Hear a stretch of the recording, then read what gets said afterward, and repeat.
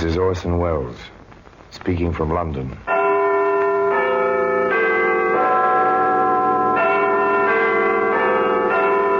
The Black Museum, a repository of death. Yes, here in the grim stone structure on the Thames, which houses Scotland Yard, is a warehouse of homicide, where everyday objects, a teapot, a sewing needle, a folding camera, all are touched by murder. Now, here's a handkerchief, a khaki handkerchief, soldier's handkerchief, common enough sort of thing during the war. A handkerchief, Stark. Fairly clean, if a bit moldy. That would be from exposure, Thompson. Looks like army issue. It is, but no hero used it. You can bet on that. Well, that handkerchief can be seen today in the Black Museum.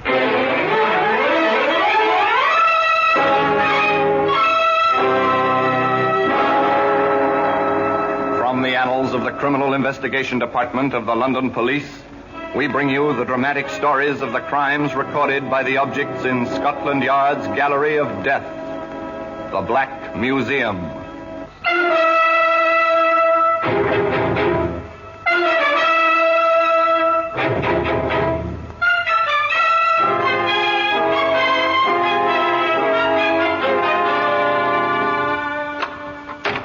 Here we are at the Black Museum in Scotland Yard. Just come into this silent room.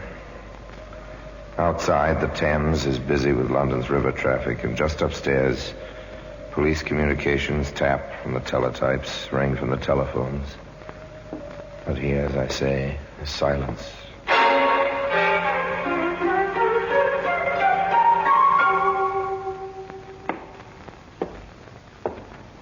Now, here's a length of garden hose.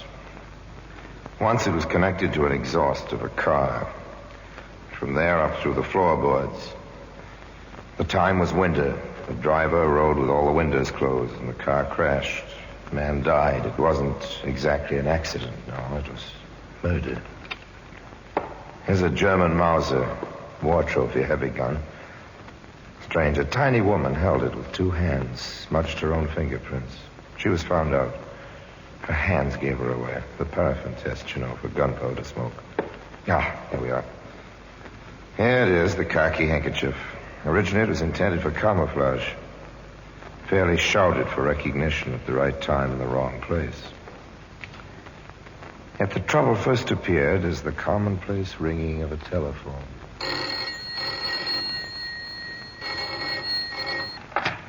Hello? Mrs. Lyons? Yes? This is Liz Hart. How are you? Oh, fine. And you? All right. I'm a little worried, though. Kathy's so late getting home. Is she with Doris? Well, they're not here. I thought Doris was with Kathy at your house. Oh, dear. Now, where have they got to? Oh, probably stopped at one of their friends' houses. Now, don't you worry. Kathy will come home with my Doris, and both of them will be full of So stories. ordinary, so commonplace. One mother worries, the other doesn't. And later, around 6, the worrier, Mrs. Hart, Kathy's mother, speaks to her husband. You'll have to speak to Kathy when she gets home. Isn't she home? It's practically dinner time. I thought she was in her room. She's off somewhere. Oh, John, I'm so worried. You call the places where she might be? Hours ago. No one's seen her. Well, we'll have to wait until 6:30. Then I suppose we'll have to start looking for her. Oh, when will Kathy learn to let us know? 6:30. No Kathy, no word from Kathy. This time the telephone rings in the Hart household. Mrs. Lyons is calling Mrs. Hart. Yes. I assumed you'd call me if Doris turned up with Kathy at your house. Oh, dear, I wonder where they can have gotten to. A frantic Mrs. Hart cradles the telephone, looks to her husband. Together they leave the house, go out into the darkening street to ring doorbells.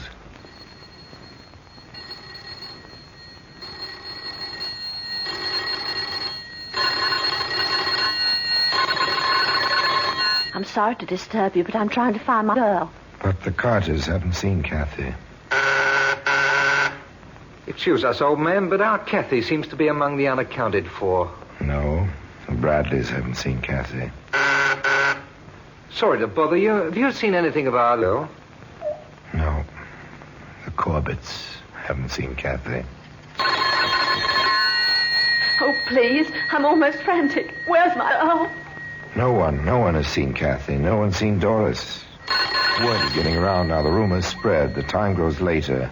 All of Penn, rustic Penn in Buckinghamshire, is buzzing now. At the inn, the tap room is crowded.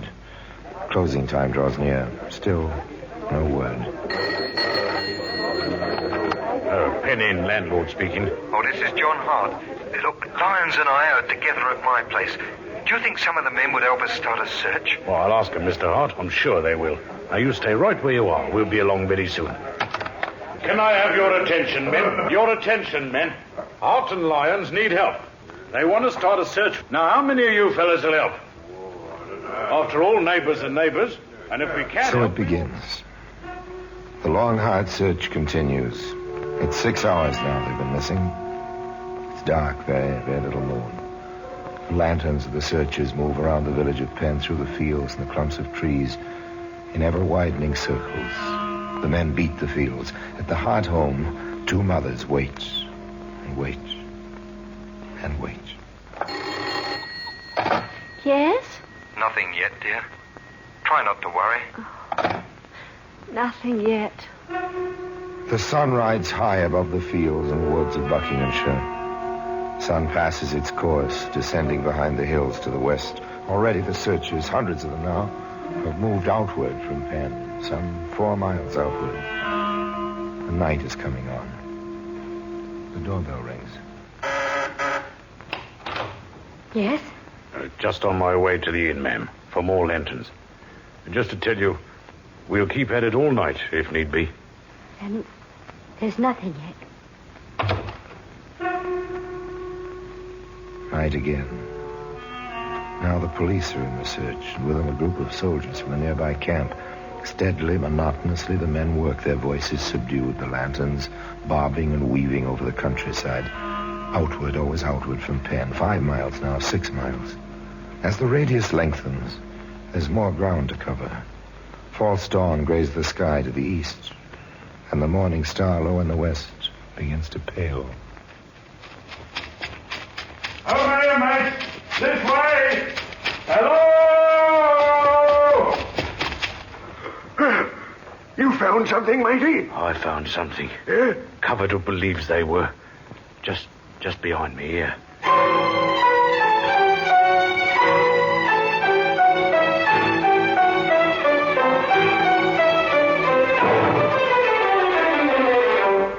Found.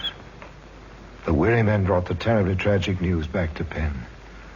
In the little wood with its running stream where the bodies were found, 2 of Scotland Yard's inspectors, Thompson and Stark, took over together.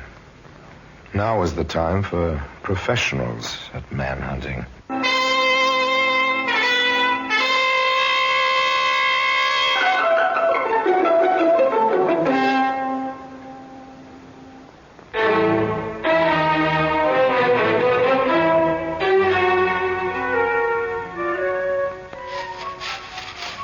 What have we got, Stark? Not much. Barely anything to go on. Gas mask container, wooden, out near the road. I don't think they were killed here, do you? No, chances are against that. One of the men brought me this. A handkerchief, Stark. Fairly clean, if a bit moldy. That would be from exposure, Thompson. Looks like army issue. It is, but no hero used it. You can bet on that. There are tire marks and an oil patch over to the right. Truck tires. Double rear wheels. Army truck, it looks like. Plaster casts. The men are making them now. Army truck, army handkerchief. Anything else? Not yet. All right, let's get out of here. We've got a killer to find.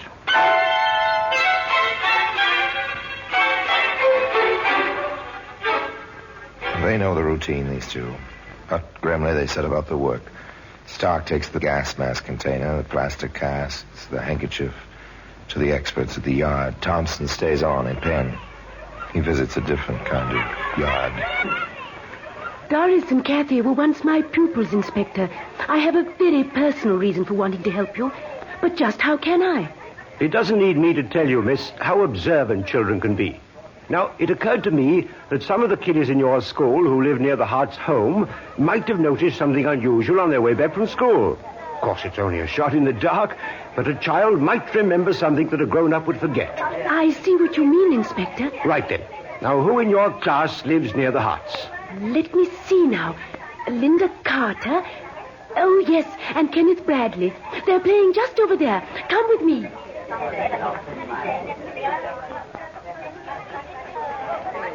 Now then, what's your name, young lady? Linda Carter. And yours, my lad? Kenneth Bradley, sir. I understand you two both live in the same street as the Harts. Yes, sir. I live next door. Kenneth's a couple of houses down. Right, Kenneth? Yes, sir. Now, I know you'd like to help me if you could. I think your teacher told you I'm from Scotland Yard. She sure did. You don't look like a detective. Detectives usually don't look like detectives. Now, let me tell you something.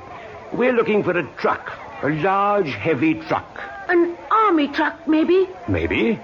Why, did you see one, say, day before yesterday? Yes, sir. At the crossroads. Just standing there. Oh, I saw it, too. It was a big one. Oh, anyone in it? Just the driver. He had an awful red face, and he had glasses on with silver rims. He was sitting there smoking. Can you tell me anything about the truck? Yeah, I just remember the man in it. It looked like a wireless truck, but it didn't have any aerial. There were those big double wheels on the back, and a number 44 on the door, and a red and blue square on one side, and the tailboard had some letters. JB, I think. And on the front bumper there was BAT, CPM. Battery C prime mover. Anything else, Kenneth? Not that I can think of, sir. No, sir. How old do you think the driver was, Linda? Oh, 26. You seem very sure. Did you ask him? No, sir. But he looked about my father's age, and Daddy's 26. I heard him say so. Thank you, Linda. You too, Ken. You've been very helpful. When you come to London, I'll see to it that you're shown through the yard. You'll like that, I'm sure, eh?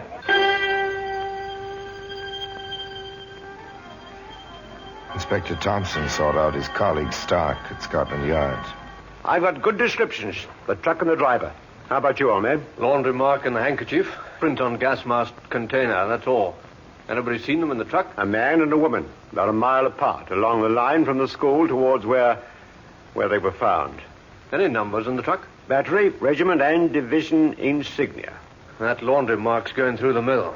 H2503 is being checked in every laundry in the county of Buckingham. Good. I'll get onto Army intelligence. We'll find that truck, the outfit that uses it, and the man who drives it. A leaky axle drips oil, does it? We'll see about that. Well, that handkerchief can be seen today in the Black Museum.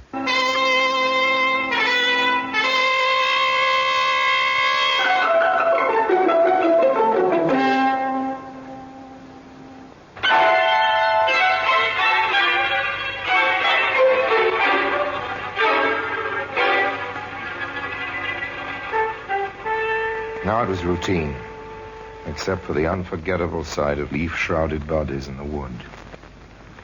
The mechanics of tracing a laundry mark are routine. Preservation of plaster casts of tire marks, that's routine, grim routine, with an inevitability about it. Pursuing the routine, Inspector Thompson called Army intelligence and spoke with a colonel whose main function was liaison with the civilian police. Those are the details, Colonel. Well, I have it all down. Large number 44, red and blue square, JB on the tailboard. Yes. Battery C, PM on the front bumper. That's it. Sounds like one of those Fords and 6x6s we've been getting for our field artillery. I'll call you back, Inspector. Thank you. Like war, crime detection is largely a matter of waiting for information, waiting for results when the wanted alarms are sent out, waiting for a suspect to appear at a certain place. And now Thompson and Stark waited for answers to their inquiries. In a matter of hours, the answers began to come in. There's a report on the laundry mark, Thompson. Ties in with a series given an army outfit stationed about 5 miles outside of Penn Village. It begins to fit. Patiently and grimly, the two men went on waiting. Once again, the telephone. Inspector Thompson here. Colonel Gardner, Inspector. I have your information. Here he comes, Stark. Good. Go ahead, Colonel. That truck apparently belongs to the 44th Battalion, Devonshire Blues. A Battery C prime mover. Where is that outfit, sir? They've been in camp 5 miles outside Penn Village. They've just been moved to Yoxford on the south coast for further field training. Thank you, Colonel. Shall I advise the CO down there to expect you? If you would, it should take us about 2 hours. You move fast, don't you? I'll tell him. And good hunting. Hope you get your man. Thank you again, sir. If he's still with that outfit, we'll get him. If he's still alive, we'll get him. Yoxford, Stark. Get a car and a driver. We're going to the country. Traffic was light in gasoline-rationed England. Some 2 hours later, Thompson and Stark conferred with the major commanding the battalion. Yes, we do have a prime mover with a leaky axle, gentlemen. As a matter of fact, it's in the shed just outside. May we see it, Major? Yes, of course. This way.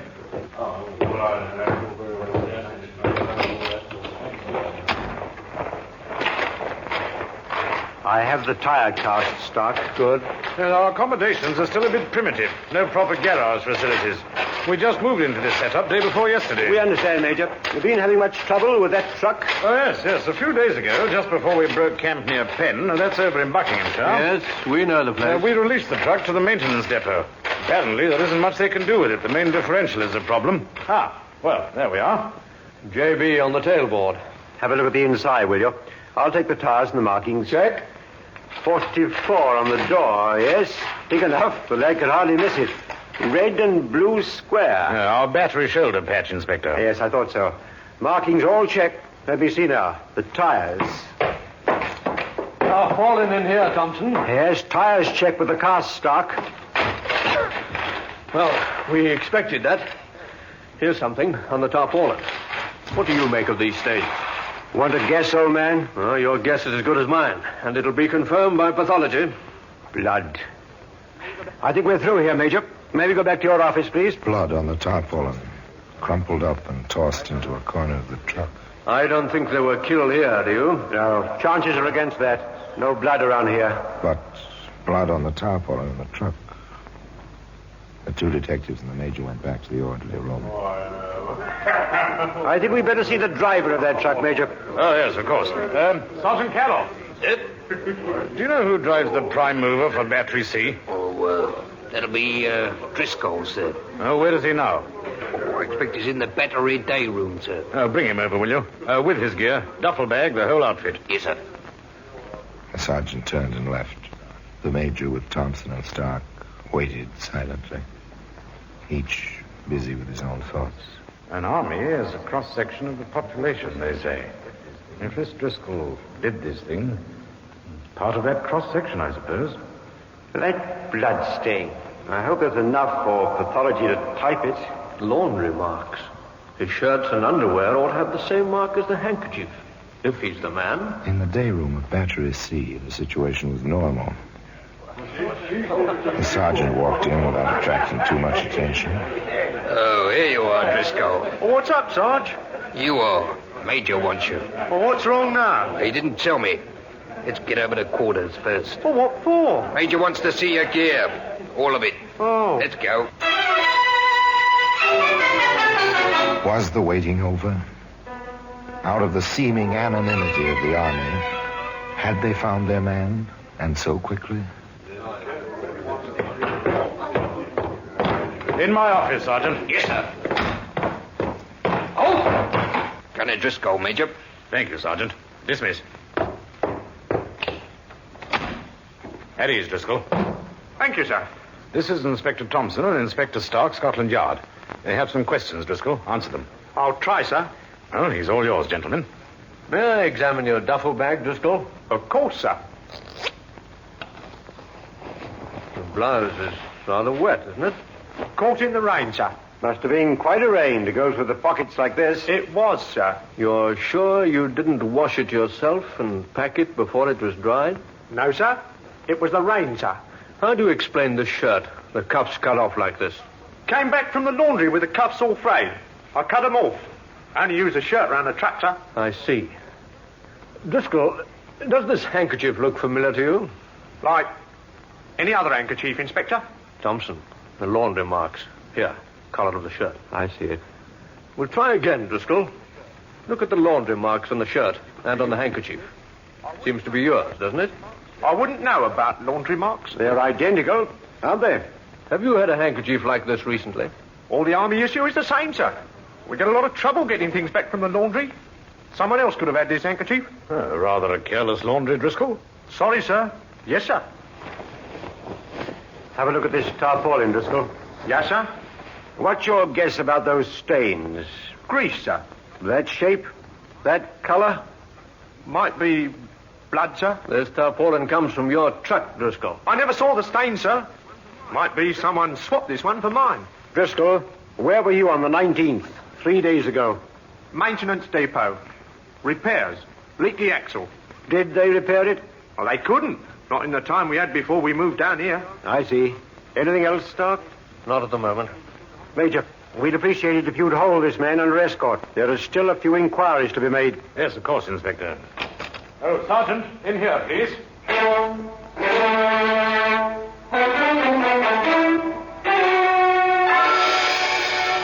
There were still the loose ends on identification on the laundry problem.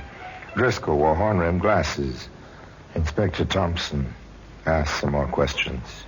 I see, Corporal. He wore Army issue and suddenly he bought himself the horn frame. You joked with him about it, and he didn't like it. Grew angry, did he? Inspector Stark visited the regimental laundry depot. No complaints from Gunner Driscoll about losing things for him. Never tore or frayed his shirts. I see. Thank you. Stark stayed with the shirt. A battery mate of Driscoll's had noticed the missing cuffs. The night you rolled in here, you noticed the cuffs missing. That was the night of the 20th. Very good. Inspector Thompson turned up an interesting item. Say that again, Sergeant. Night we came in here, we heard about those two in the woods. We were shooting the breeze about it in the day room. All at once, Driscoll looks around and says, 10 to 1, there's a murderer in here, that's what. And once again, a telephone. Yes? Oh, it's for you, Inspector. Thank you, Major. Inspector Thompson speaking. He did? I see. It's been checked at criminal records. Good. Very good. Yes, of course I wanted the word at once. Thank you very much. They found something? The crew we left at Payne turned up the second gas mask container. Metal, this one. Had a print on it. They checked in criminal records. The fingerprint belongs to an Oscar Driscoll. Served a term 8 years ago for molesting and impairing the morals of a minor. Oscar Driscoll, you're under arrest. The charge is willful murder of Kathy Hart and Doris Lyons on the afternoon of October the 19th. Well, that handkerchief can be seen today in the Black Museum.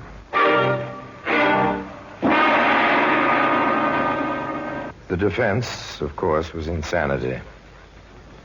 The defense tried to prove that Driscoll suffered from schizophrenia, split personality, that he had no recollection of what he'd done and therefore no legal responsibility. The jury brought in its verdict, and finally, this man died at the hands of the public executioner. There was apparently no doubt in the minds of the jury that this man had known and planned exactly what he'd done. At any rate, the khaki handkerchief remains in its usual place in Scotland Yard in the Black Museum. And now, until next time, till we meet again in the same place, and I tell you another story of the Black Museum, I remain, as always, obediently yours.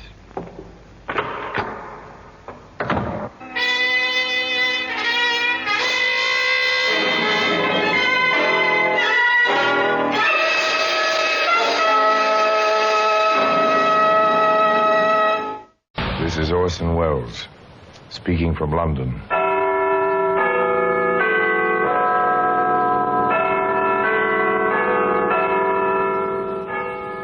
The Black Museum, a repository of death, a repertorium of violence. Here in the grim stone structure on the Thames, which houses Scotland Yard, is a warehouse of homicide, where everyday objects, a teacup and its saucer, a lady's parasol, a surveyor's chain, all are touched by murder.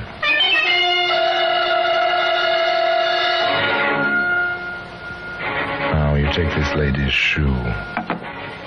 It's a familiar object, high of heel, neat cross straps, dainty design on the toe. An excellent sample of the art of the modern bootmaker. Like my new shoes, Henry. Lovely, my dear. Shows off your instep perfectly. And the way it breaks away from the curve of your arch. Enticing. Definitely enticing, my dear. Henry, you're impossible. And I love it. A nice couple talking about a pair of shoes. You'll hear more about that couple and more about the shoes. One of those shoes, by the way, is to be found today in the Black Museum.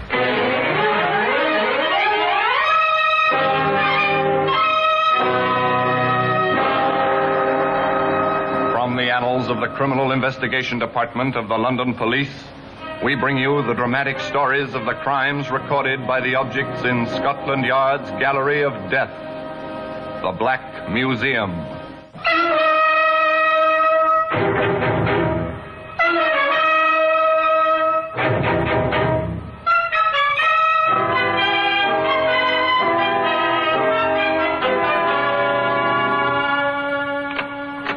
Here we are in the Black Museum, Scotland Yard's mausoleum of murder.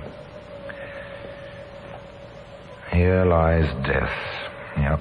Entombed neatly with printed labels, with records of names, places, times, each white card a kind of tombstone. Very interesting collection in this museum. Here, there's a gardener's clippers. If you have a hedge around your property, you own one, long, sharp, triangular blades. They're fine for clipping boxwood. Fine, too, it was learned, for clipping jugular veins.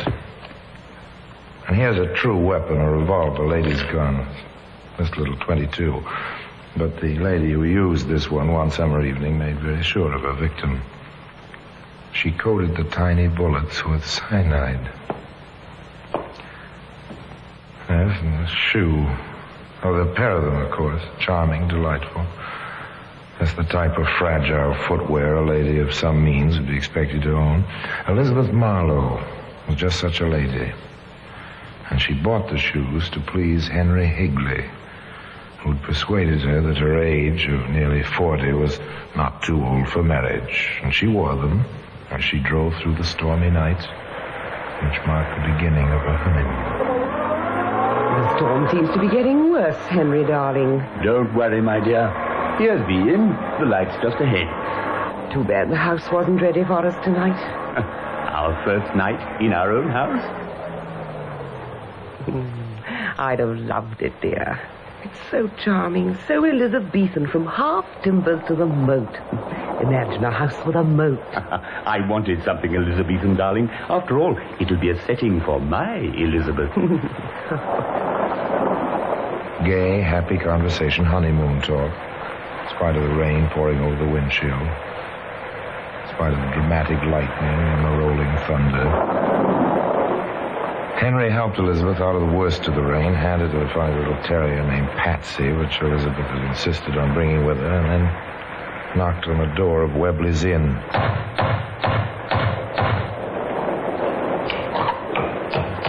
Sorry to keep you waiting. Come in, please. I'm Henry Higley. This is my wife. You're Martha Webley. I've given you up, what with the weather and all.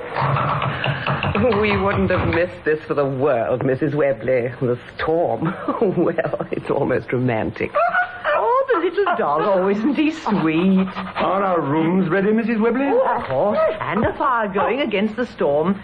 Oh, and may I take the opportunity, ma'am, sir, of wishing you all the happiness? The Higleys stayed at the Webley Inn for several weeks until the house was ready. The Elizabethan house with the half timbers and the moat standing on the edge of the moor. As Martha Webley put it, they were so happy. Middle-aged, but happy as kids. If laughter and enjoyment of simple things is happiness, then Henry and Elizabeth knew happiness. They drove over to their house each day and each evening. They discussed its progress. Would you like the moat drained, dear? But the water is part of it. Without the water, it would be just a ditch. I thought perhaps you'd like to make a rose garden out of it.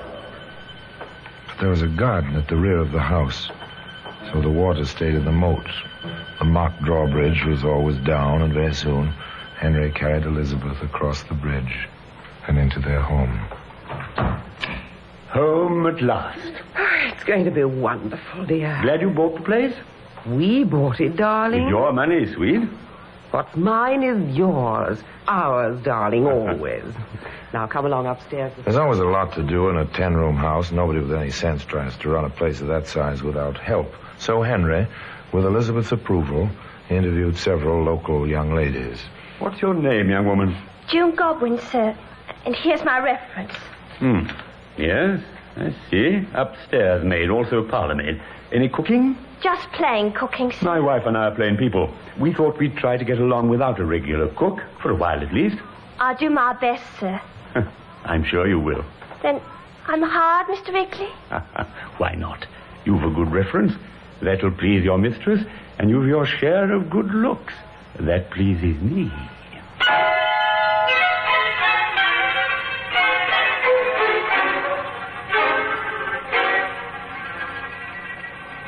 So that was the way the wind blew, was it? And so soon after the wedding.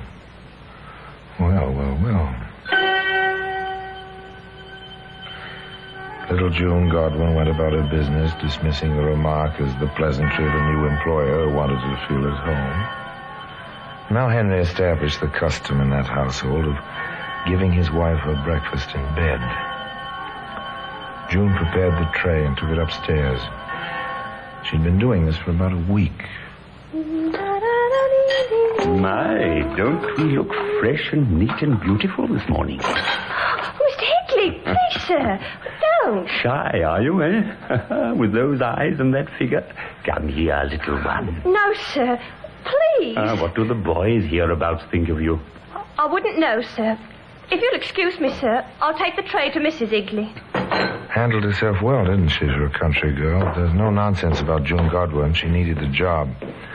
She was a loyal girl, loyal to her mistress and to herself in a way. Maybe that's why she spoke as she did. She deposited the breakfast tray in Elizabeth Higley's bedroom. Ma'am, if I can speak to you a minute. Of course, June. What's the trouble? It's about Mr. Igley, ma'am. Oh? Well, ma'am, it's not that I'm giving my notice or anything, but I'm a nice girl, ma'am. Of course you are.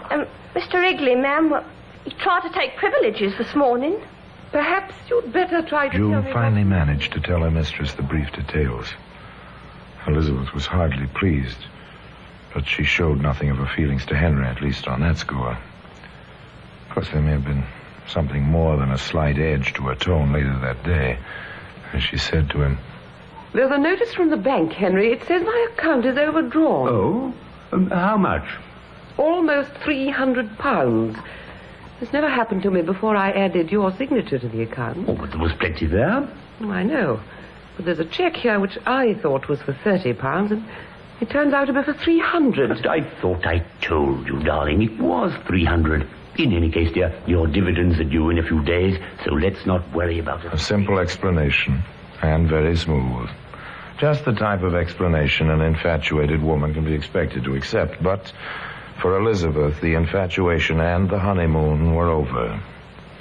They came to an abrupt end about a week later. June, little June, I want to see you a moment. Can it wait till morning, Mr. Igley? Please. Impossible. I must see you now. I can't let you in. I'm in bed. I'm not dressed. That doesn't matter. Let me in, June. I have to talk to you now. I'll use my master key. Oh. Open up and let me in. Shut up, you little fool. Open the door. All right, but we'll settle this, and soon. Soon.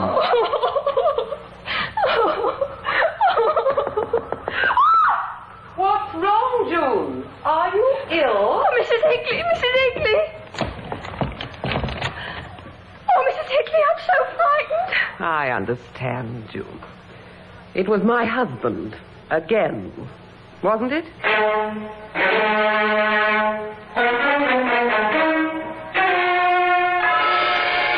The end of the honeymoon.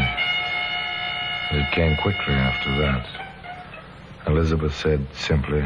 Henry, I'm leaving you. I'm going to London to talk with my lawyer. After your talk with him, you'll change your mind. Taking a servant's word against mine. Really, my dear. What train are you making? I'll drive you into town. A little while later, Henry dropped into the kitchen and told June quite coolly. I'm driving Mrs. Higley into the station. She's going up to London. I'll pick her up on the 9:45 tonight when she comes back. At 9:15 that night, Henry told the servant girl. I'm going in to pick up Mrs. Higley. We should be back a little after 10. And at 10:15, Henry came back. Funny. Mrs. Higley wasn't at the station. She must have missed the train and decided to stay in town for the night. And then the next day... I've had a letter from Mrs. Higley. She's staying with relatives in London for a few days. Nothing to worry about. But June did worry. And she took her worries to her mother. I'm sure he's lying, Mums. I'm sure of it. Now, Junie, don't be excitable. I'm not, Mums. I'm not. He told me he was going to the station to call for her, but I didn't hear the car. Perhaps you weren't paying attention. He said he had a letter, and the postman never called that morning. And last night he tried to get into my room again. I won't go back, Mums. Now I'm home again, I won't go back.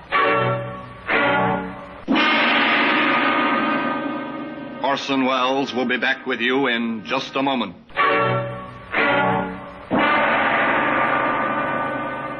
This was gossip. Oh, yes, gossip indeed. But Mrs. Goodwin restrained herself for a while. After all, there was only one other person in the village who knew the Higleys. That was Mrs. Webley at the inn. Yes, Mrs. Webley. Now, what's all that? Why, it's the Higley dog. Patsy. Oh, here, Patsy. What's the trouble, doggy? Miss your mistress, is that it? Do you miss your mistress?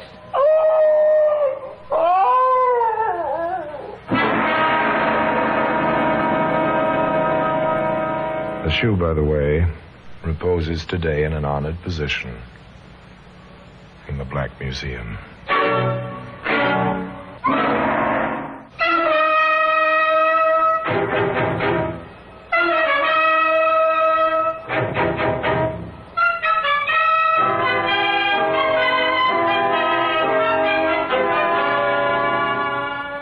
A dog howls at the back door and whines with fear. Then it wags its tail and snuffles in appreciation of a pat on the head. But mention its mistress, and the howling begins again. Is this a clue to a possible crime? Certainly it'd have no meaning in a court of law. Clever defense counsel would have it stricken from the records within minutes. But it would have meaning among plain people who are sensitive to many of the laws of nature.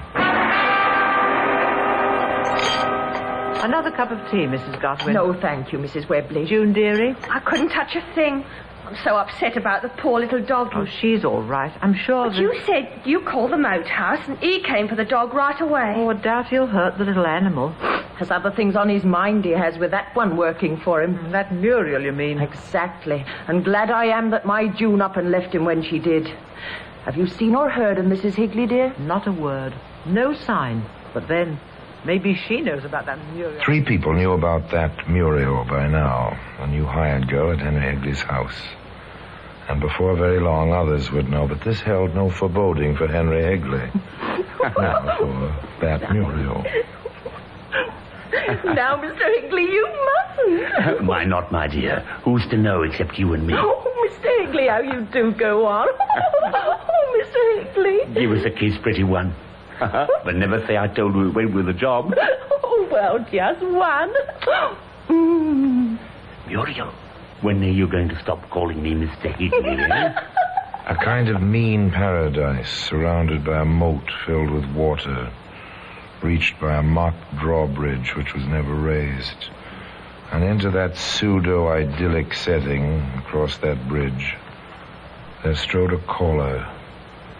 He rang the doorbell. Yes, sir? Is Mr. Higley at home? Who might be calling, sir? Inspector Sterrett, Scotland Yard. 3 people knew, and soon many more. Word spread. The police evinced some interest. The inspector called and was invited in. He was offered a drink, tea. He refused politely. Oh, thanks, Mr. Higley. No, I've only a short while. May I ask the whereabouts of Mrs. Higley? Of course you may ask. As far as I know, she's staying with friends in London. I have some letters if you can see them. Oh, we'll take your word for it, Mr. Higley. But there's been some talk, ugly rumors, you understand, I'm sure. Yes, I had to discharge a servant girl. We were given to understand she left of her own accord. Not at all. The girl seemed a trifle hard of hearing. Couldn't hear my car on the driveway. Missed the postman's whistle constantly. I see. And then there's the little dog.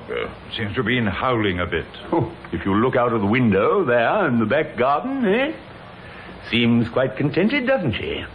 Yes, she does. Well, thank you very much for the courtesy. The inspector took his leave. When the door closed behind him, Henry Higley did some thinking. The next day, he spoke to Muriel. How would you like to take a trip with me, Muriel? Oh, you mean close at the house? Why not? I'm not sure I want to go away. Oh, you're a sweet man, Henry, but I live here. You've no idea how we could live, what fun we could have. I can draw all the cash from the banks in 10 and 25-pound notes, so it wouldn't take too much room. And we could have a time in London, a real time. I'd buy some So clothes. Henry planned a little trip. And he took the trip. Oddly enough, Muriel didn't go along. A permanent tie was not in her plans at the moment. She stayed behind in the house with a little dog for company. All was quiet after Henry went away. Quiet, yes. Inactive? Oh, no. Tell me, Mr. Marlowe, when did you last hear from your sister? Elizabeth wrote us just after she moved into the house with her husband. I'm afraid we never answered her. The family disapproved of Higley, you see. Oh, any particular reason? Well, he was penniless. Elizabeth, as you probably know, has a nice income from quite a bit of capital. She bought the house, you see. Yes, we heard about that. That's one reason we sought you out, Mr. Marlowe. Are you intimating the possibility of trouble, Inspector? There's always the possibility when a grown person disappears without a trace. And there have been rumors and a few odd coincidences. In any case, we checked the bank. The manager showed us these papers. Oh, what are they? A deed transfer giving full title to the house and property to Henry Higley. Is this your sister's signature, Mr. Marlowe? Oh, let me see. I need my glasses, I'm afraid. Here. Now then. Oh, strange. Looks like hers. But she's suddenly grown old. It wavers so. There, for instance. The L and the W and the Marlowe. Elizabeth Marlowe Higley. Inspector, I want to compare it with her letters. But I think I can say with reasonable certainty that this is not my sister's signature. Thank you, Mr. Marlowe. Thank you. To all stations, alert for one Henry Higley, wanted for forgery. Notify all banks. The following serial numbers are of 25-pound notes connected with forgery case. Appearance of any of these notes to be called to the attention of the local police at once in the usual manner. At long last, the hunt was on. The charge pending. Forgery. The days passed. Nothing was reported. Though an occasional banknote with a proper serial number did turn up in the ordinary course of business. Patiently, the places where the notes appeared were charted. First Ramsgate, then Dover. A week later, Folkestone. I imagine we'll find he spent a few days in Paris. After that, Kingston. I expect we'll be hearing from London itself shortly. From London itself. How long does it take to change a mere 25 pounds? One would think the Bank of England had that much cash in small denominations lying about. Beg pardon, sir. Are you the gentleman wanted to change this note? I am. Would you mind stepping this way for a moment, sir? I'm rather in a hurry. Is something the matter with it? With the note? No. My credentials, sir. I see. Detective Inspector Andrews. And you, sir? Higley. Henry Higley. Why all the mystery, Inspector? I'm afraid I shall have to ask you to come with us, sir. You see, the serial number of this banknote and several others have been published in a small matter of forgery. Forgery? What's that to do with me? I'm sure you had nothing to do with it, Mr. Higley, and that you will be most anxious to cooperate with the police. This way, sir, if you don't mind. Henry did mind. His sense of cooperation became stunted quite suddenly. He found very little to tell Inspector Sterrett and Andrews. Of course I drew the money. It was a joint account. I had a right to. And what is your explanation of the transfer of the house? There's none I can give you now. When Elizabeth returns... Where is your wife, Higley? She didn't say. Just staying with friends. Any reason for that? We had a quarrel. A lover's quarrel. She'll get over it when she comes back. You seem very certain she will come back. Have you any reason, Inspector, to doubt that she will? No, not at the moment, nor any reason to doubt that you will be here awaiting her. Do you mean to say you're thinking of holding me on charges? Frankly, we are. You see, Higley, we did a little routine checking. We found that you'd been arrested 3 times, convicted once. In each case, the charge was swindling women who were old enough to know better. So we are holding you, Higley. And the charge is forgery. Now, the direction of the search changed somewhat.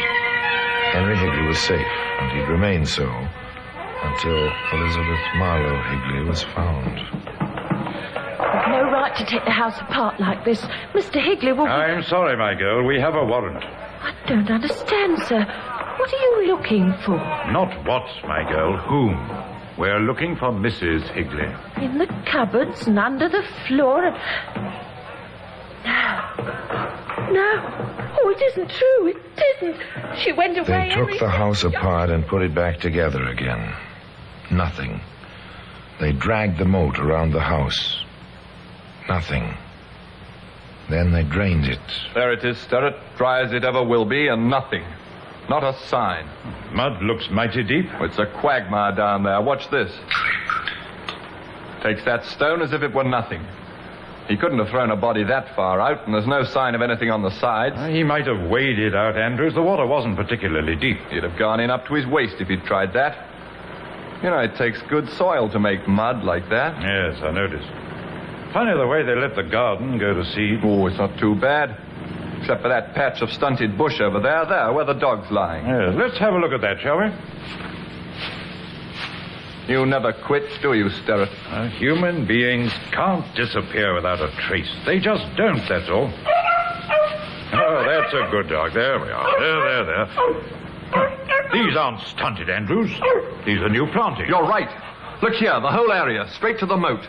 This earth was turned, and fairly recently, at least 10 yards of it. That's a ditch, Andrews, a ditch that has been filled in. I think maybe we ought to start digging hereabouts.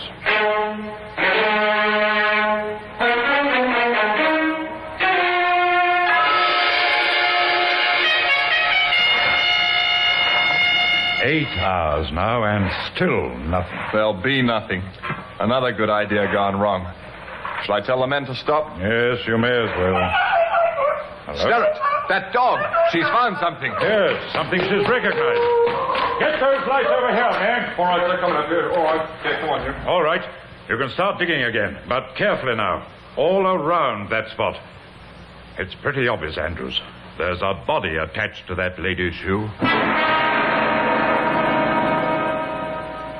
And as I told you at the beginning of this story, that shoe reposes today in an honored position in the Black Museum. The medical examiner swore that a .32 caliber bullet had killed Elizabeth Marlowe. The ballistics expert testified the bullet had come from the gun in Henry Higley's possession the day of his arrest in the Bank of England. Another expert adjusted the noose, placed the white hood over Higley's head, heard the man whisper the admission of his guilt, and sprang the trap.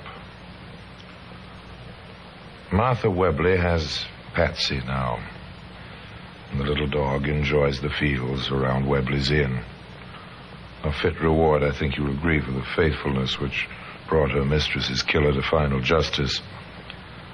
And as I told you, the dainty shoe remains in its customary position in that big stone building on the Thames in Scotland Yard in the Black Museum. Now, until next time, until another story about the Black Museum, I remain as always obediently yours.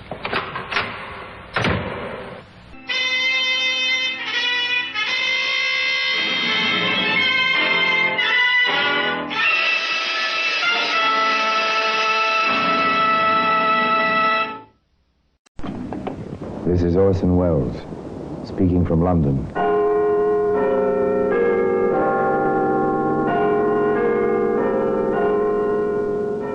The Black Museum.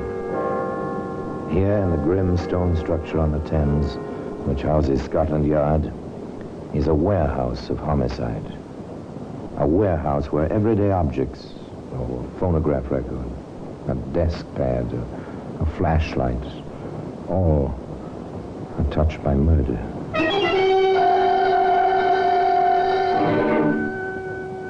Now here's a leather bag. That's a familiar object. A doctor carries a bag like this, or a bank messenger, or a payroll clerk. Neat, compact, light. Not the kind of thing to carry the weight of death.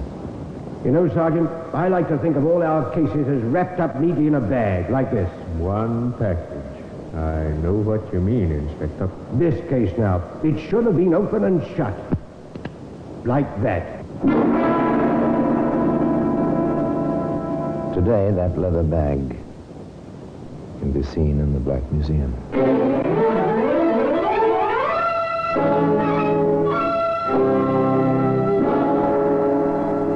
From the annals of the Criminal Investigation Department of the London Police, we bring you the dramatic stories of the crimes recorded by the objects in Scotland Yard's Gallery of Death, the Black Museum. In just a moment, you will hear The Black Museum, starring Orson Welles.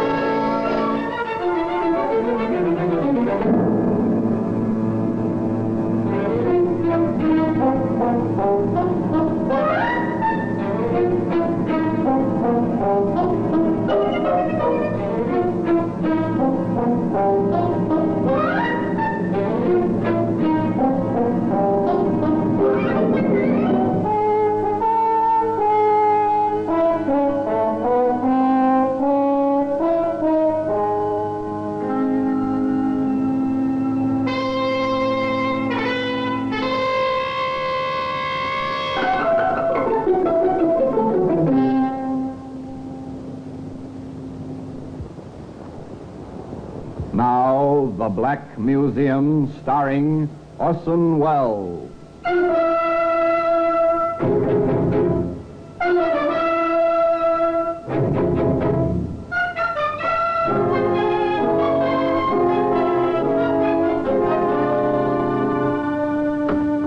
Here we are.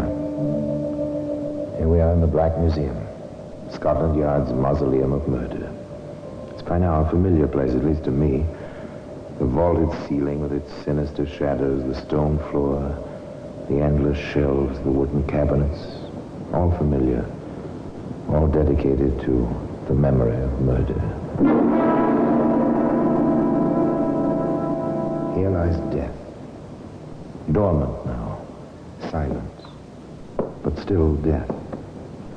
Mysterious, though carefully identified by the plain white labels. Repelling, though fascinating. The means to murder, arranged on exhibition. It is a symbol, created with skill for the rhythm of dancing, the sound of revelry. One fingerprint on this spun brass, and from it, the web was spun which brought a killer to his just and proper end. A revolver designed for death. Have you ever heard of Russian roulette or death by chance? There was no chance in the game where this revolver was used. The victim was picked. The murder was deliberate. The leather bag. Part of a puzzle. A jigsaw puzzle involving life and death and greed, which was never quite completed. A puzzle which began in the railroad yard at Almouth in the coal district around Newcastle.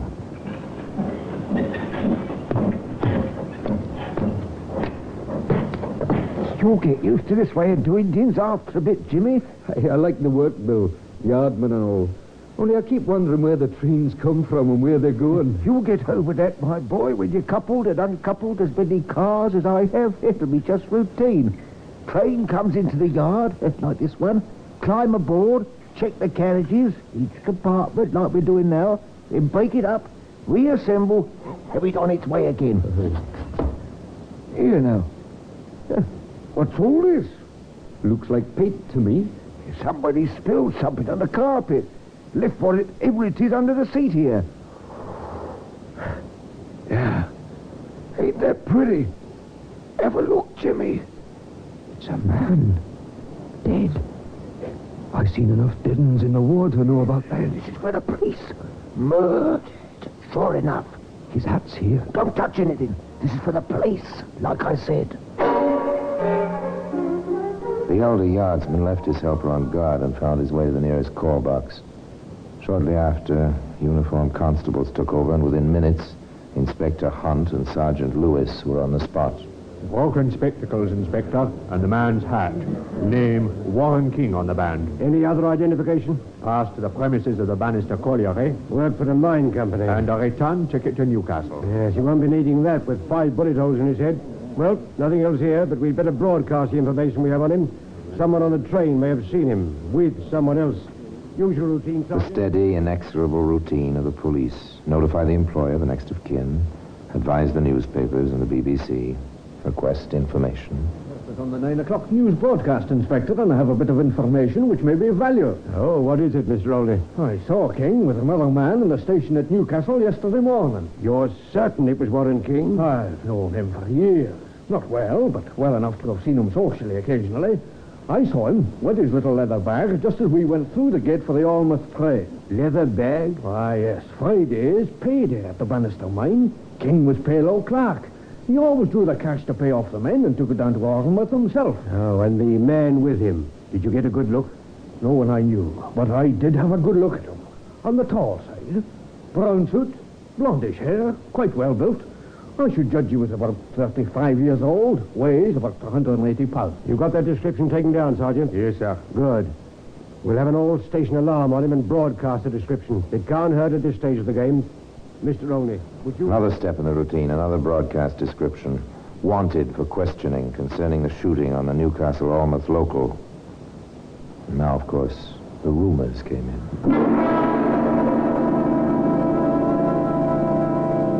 I saw him. On a bus it was. The exact description, even the brown suit. And he looked guilty, if you ask me.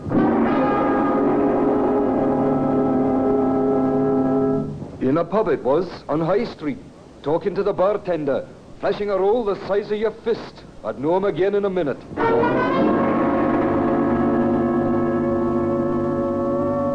He was sitting across from me on the train, right in the same compartment. Me in the same compartment, that close to a murderer.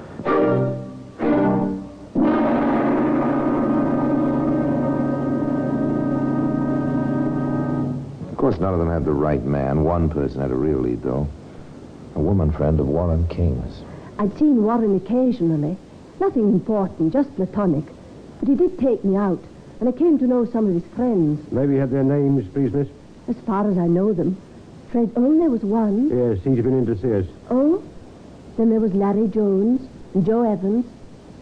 He's the important one. Why, especially? Because he fits the description perfectly. Snappy dresser. Played the ponies, too, I think. Oh, did he? Yes, he offered to put down a pound or two for me occasionally. Then you have his address? Yes, I have. It's over Waddington Way. Sergeant Lewis drove over to the address mentioned for one Joseph Evans. It was a polite inquiry. Is there Joseph Evans lives here? Why, yes, sir. Second floor front. You can go up. He's at home.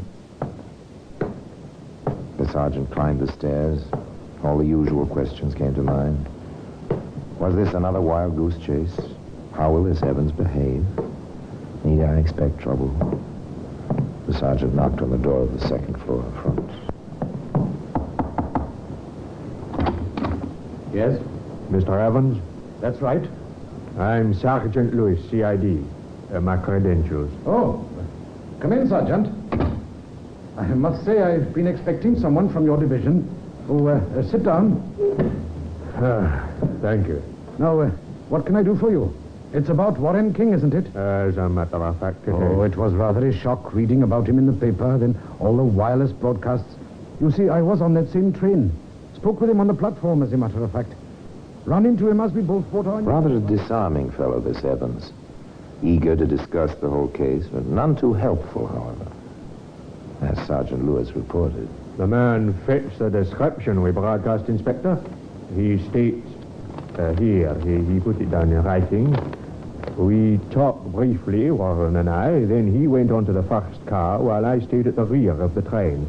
I was on my way to see Campbell of Blue Colliery, but I was into my paper so deeply. I'm a racing fan, and it was Grand National Day that I rode past Stunnington, my station, and didn't quite realize it until the train latched at the curve outside of Morpeth. I got off at Morpeth and paid the extra fare. Does that check? Yes, sir. The ticket inspector at Morpeth remembers him. What about Campbell, this man at the colliery? I haven't been able to get him yet. He was in the shaft all morning. Well, it might be just as well, Sergeant, if you took the train down there and saw Mr. Campbell personally. One never knows what there is. The Blue Colliery was no different than any other local coal mine in the area. Same black tipple, same cage, same coal dust. Mr. Campbell was the engineer in charge. What's that, police, you say? The CID Newcastle, sir. We're making inquiries concerning a Joseph Evans. I know the man. What about him? Did he have business with you this past Friday? Not that I know of. He says he was on his way down here to see you. He never got here. Were you expecting him? Were such visits a part of his regular schedule? I was not expecting the man. He's a free agent. Comes and goes without hindrance. I've no control over his doing. Thank you, Mr. Campbell. Was this a discrepancy in Evans' story? After all, he hadn't said that Campbell was expecting him. If you don't mind, Mr. Evans, Inspector Hunt would like to ask you a few more questions at headquarters. Evans was quite eager to cooperate. He went along with the sergeant while he was at headquarters. Mr. Evans is quite probably furious by now. Held at the station, waiting for you, Inspector. Yeah, no doubt. The place doesn't yield very much, does it? Just the pawn ticket so far. Not unusual for a racing fan to have such things in his flat. No, rather run-of-the-mill. We'll check them, though. One of the constables says you want me. You run this building? Run it and own it. I see. Would you mind telling us whether Mr. Evans was regular with his rent? Oh, he is now. He paid the 3 months he owed me last Saturday. And a man carrying a missing payroll was killed on Friday. Or did Joseph Evans make his killing on the Grand National? This would come out eventually, the inspector believed. For the present, the question of legal identification was paramount. There will be 9 men in the room, Mr. Olnip, all of the same description, approximately, as the man you told us you saw with Mr. King on Friday. We'll ask you to pick out that man if he's present. I'll do my best, Inspector. Well, Mr. Olnip? Sir, from the left. That's the man I saw with Warren King. That's the man we're holding. One question, sir. Did you see him enter the same car as Mr. King? No, sir. I looked away for a moment. When I glanced that way again, they'd both disappeared. I assumed they were riding on a train together. Thank you, Mr. Olnip. The identification parade had yielded some result. Yet all the time, the answer to the riddle lay in the plain leather traveling bag. Yes, that same bag which you can see today in the Black Museum. In just a moment, we will continue with The Black Museum, starring Orson Welles.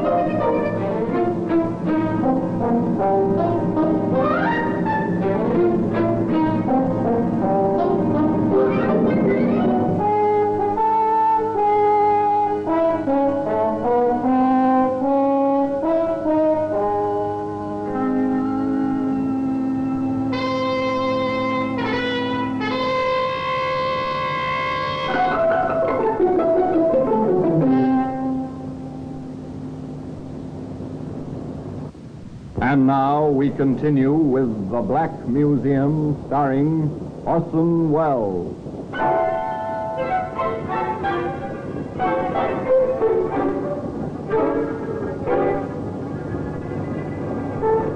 Wasn't too much to go on as yet. Motive, opportunity, knowledge of the contents of the leather bag, and an identification. Nevertheless, the police felt that they had to take action. We are holding you, Evans. You'll be formally arraigned in the morning and charged with willful murder. Evans seemed shocked, but made the best of a bad job. I understand, Inspector. But I didn't kill him. That's the truth of it. I didn't kill him. In the meanwhile, some miles from Newcastle, a routine inspection was taking place at the bottom of a shaft of the Bannister mine. Oh, why all this sudden interest in number 3? Hasn't been worked in years. Oh, these timbers seem sound enough. Company's expecting to open up here again. All this defense effort and so on. The shoring does seem all right. Let's get along. Right. Police gives me the creeps. Hello. What's this? Shine the lamp over this way a moment, Marty. There you are. Oh, what's this done here? Looks like a paymaster's bag, don't it? Let's have a look inside. Nothing in it but a few coppers. I am thinking we'd do best to report this to the front office. What with old King getting himself done in the morning. Yes, you would do best to report this to the front office, gentlemen. You had no business opening that bag in the first place. The front office will turn the bag over to the police. Inspector Hunt and Sergeant Lewis will take it from there. Chances are it is King's bag. It won't be too difficult to get it identified. It's a long way from Marcus to number 3 shaft at Bannister. Yes, I was thinking exactly that. What train did Evans say he took back to Newcastle? The 11:52. Well, it's mathematics and conjecture now, Sergeant. Did Evans have time to get to that shaft and back to Morpeth before 11:52? I have the timetable and the road map, sir. I'll figure it. Good. Sergeant, how do you feel about the trial? None too easy, sir. You, sir? Well, frankly, I'd feel a lot better if we had the gun and could tie it to Evans. Too many loose ends in this one, Sergeant. Uncomfortable.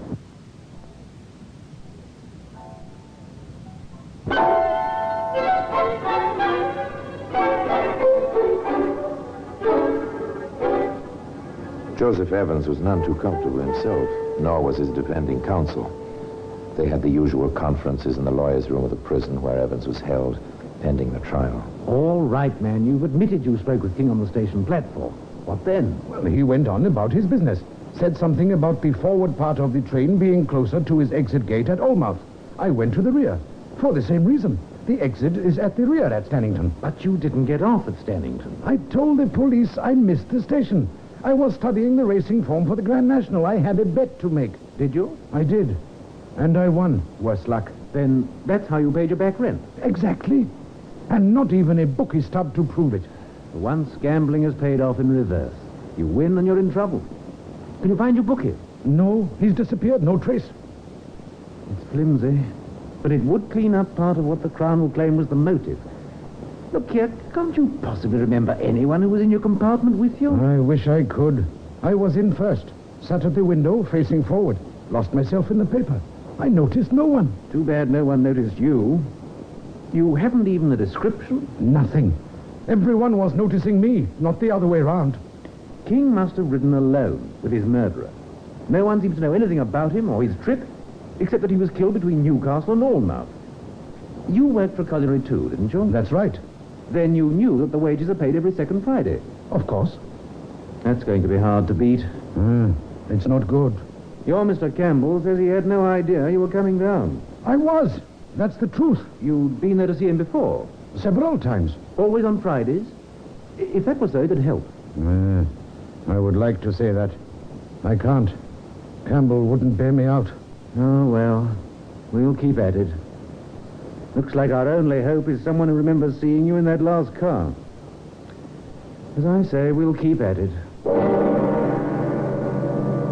was a strange case. Everyone, prosecution as well as defense, seemed to be groping in the dark, making use of intangibles.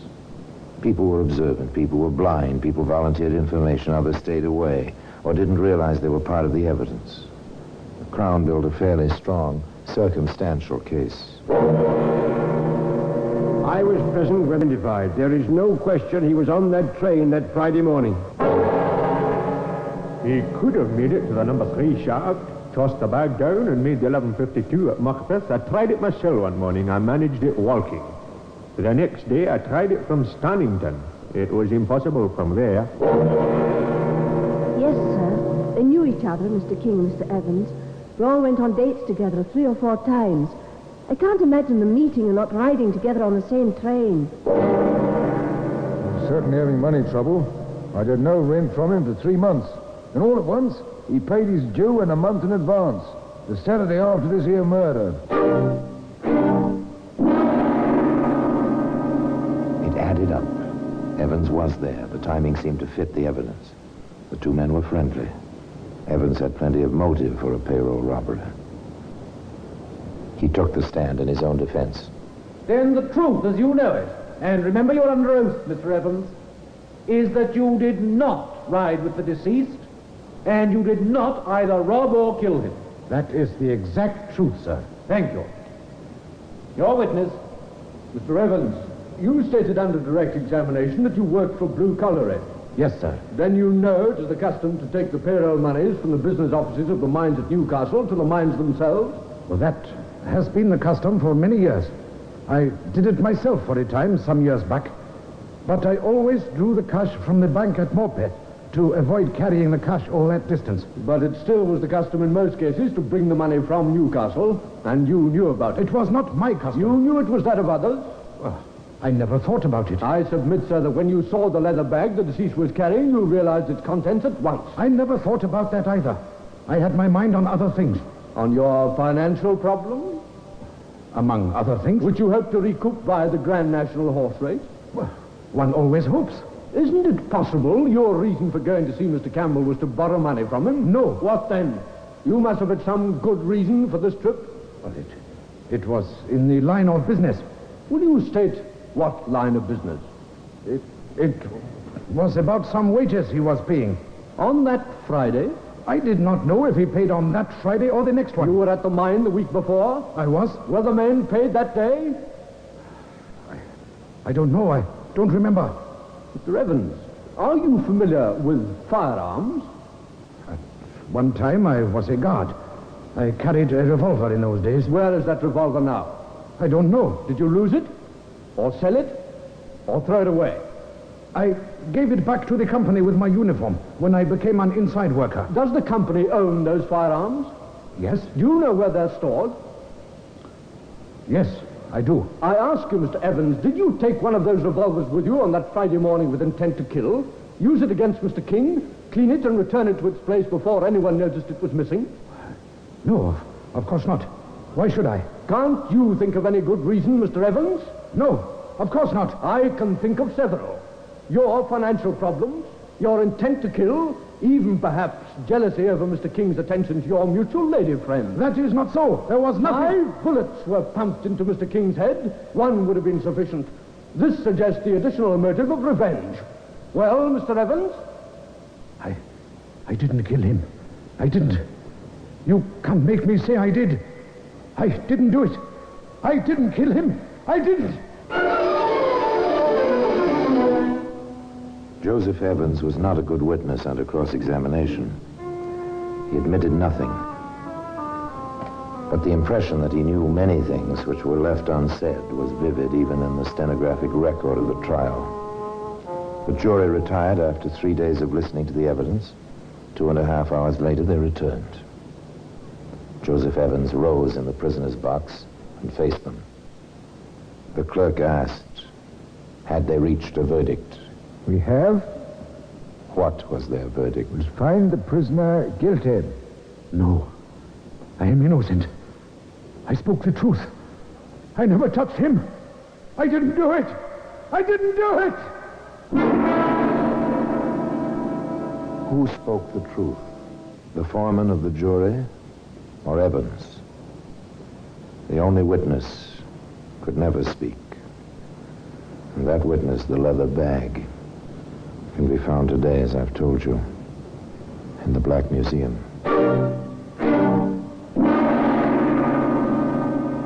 Orson Welles will be back with you in just a moment.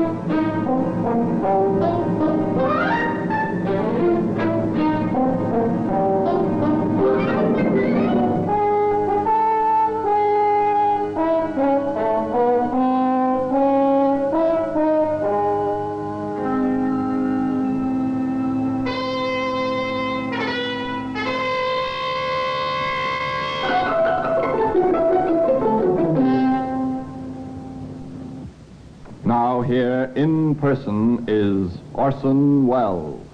As the inspector said at the beginning of this tale, this case should have been open and shut. It was not. Still, Evans was found guilty by 12 men in the jury box, and he paid for the murder of Warren King at 8 o'clock one morning in Newcastle prison.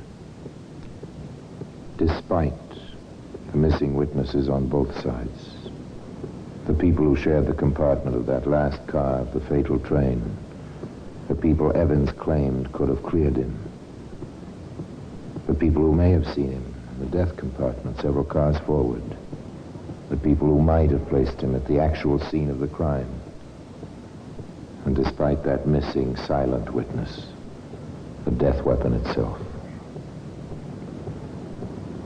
And now, Joel, we meet next time in this same place, and I tell you another story about the Black Museum. I remain, as always, obediently yours.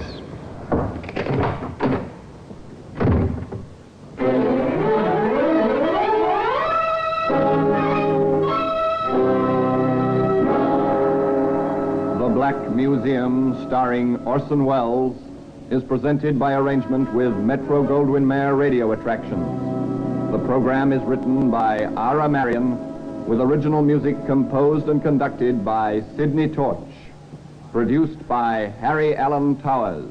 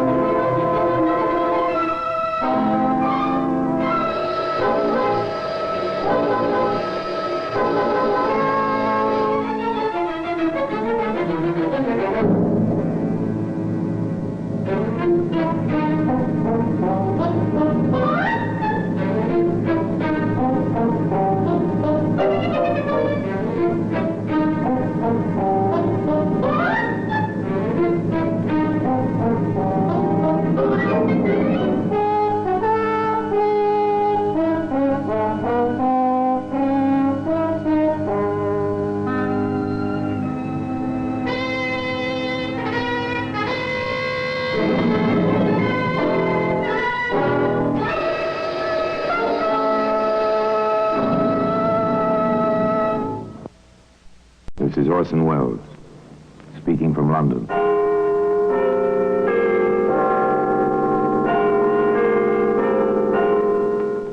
The Black Museum. Here in the grim stone structure on the Thames, which houses Scotland Yard, is a warehouse of homicide, where everyday objects, a magazine, a cigarette lighter, a student's lamp, a paperweight, all are touched by murder. Here's a letter. It's a familiar object, handwritten, rather good bond paper. No imprint on the top, merely a date. A simple single initial for the signature. Do you notice the same thing about this letter that I do, sir? Rather a well-formed handwriting. More than that. This letter was written by an educated person. A very well-educated person. But for what a purpose? Well, today, that letter can be seen in the Black Museum.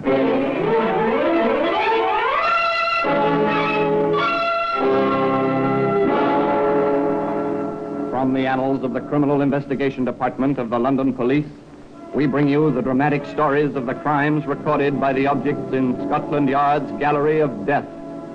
the Black Museum.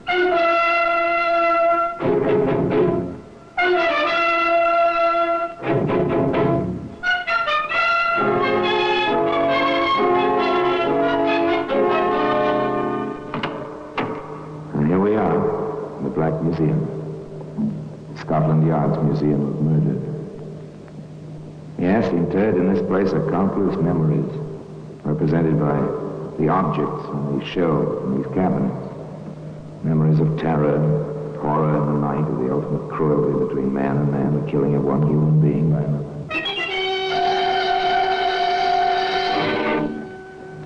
Yes, here lies death. In serried, endless ranks, pitiful instruments, not only guns and knives and poisons and the cords of the garroters, but the simple things, spoons and cups and even, yes, here for instance is a baby's pacifier, complete with the ivory ring. It's horrible. It was dropped in a bedroom, it led to a woman who was a nurse. Dropped in a bedroom, it took that woman up the 13 steps to a hangman's noose. Here's the letter. The letter I told you about. The letter of today's story. This one begins innocently enough in a bank. As a man steps to a teller's window. Will you cash this for me, please? Do we know him, sir? I have an account here. You can check the signature. Yes, sir. That'll take just a moment. So normal, so much in the ordinary course of daily business. The cashier goes to the files, compares the signature on the check with that on file, returns to his wicket. Everything seems to be in order, sir. How do you wish the money? 2 5s, the rest in £1 notes. Very well. There you are, sir. It's your account. The customer counts the bills, nods that they come to the proper amount, and walks away out of the bank. A week or so later, in the office of the manager of that bank. Of course, we understand how you feel, Mr. Holt. The cashier in question will be here in just a moment. One would expect a bank to protect a depositor with more care.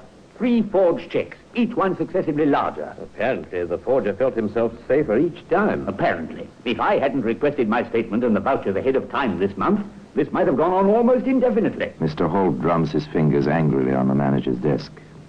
Both men sit silently, awaiting the arrival of the cashier.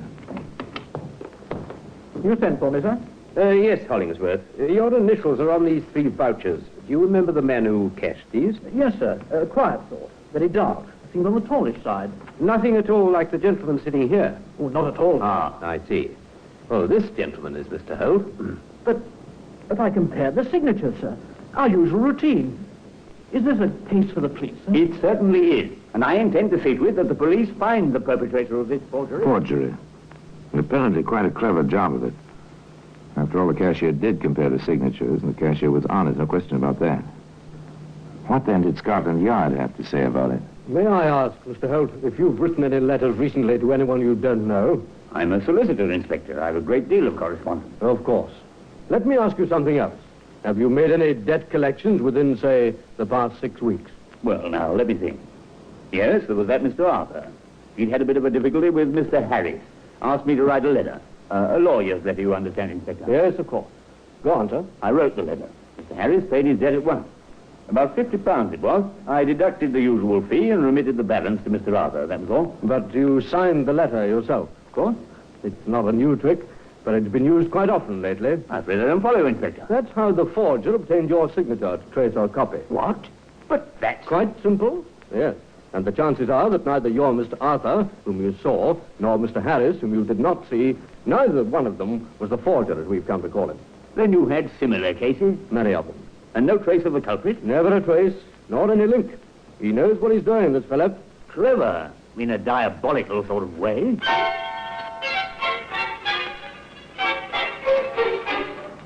Clever in a diabolical sort of way. Well, you can fight this sort of cleverness with only 2 weapons. Patience and vigilance. Sergeant Berkey of the Yard was both patient and vigilant. Stationed in a bank as one of the searchers for the forger, the sergeant heard... Will you cash this, please? The name is Forsyth.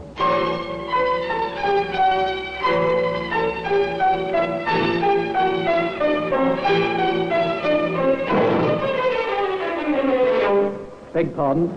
Aren't you James Alsey? My name is Forsyth. Sorry, I saw you identified in the Mason case. Your name is Alsey. I'll have to ask you to come with me. Marketing? The sergeant took Mr. Halsey to the yard. There, Inspector Dodson proceeded to the questioning. You, that check was a forgery, didn't you, Halsey? No, sir, I didn't. I see. You were just doing a busy man a favor, running to the bank to cash a check for him. That's it. Exactly right, Inspector. He promised me £50. He did for me trouble. I can hardly believe that. You, with your record, trusted like that? Some folks trust me. No doubt. Any questions, Sergeant? Yes, sir. Look here, Alfie. Where were you supposed to deliver the money? Carter and Company Limited, Queensbury Building, to Mr. Forsyth. Same name as was on that cheque. That's all I know. Except I'm out £50 and in trouble besides. No use, Sergeant. There'll be no Forsyth at Carter and Company. Let this fellow go. He's telling the truth for once. The man we want is the forger. Another blank. No link to the man whose mind was planning all this cleverness. Of course, they did learn one more fact about his operation. Just before we close the file, I think we might check up and see if we can learn anything from the real Mr. Forsyth.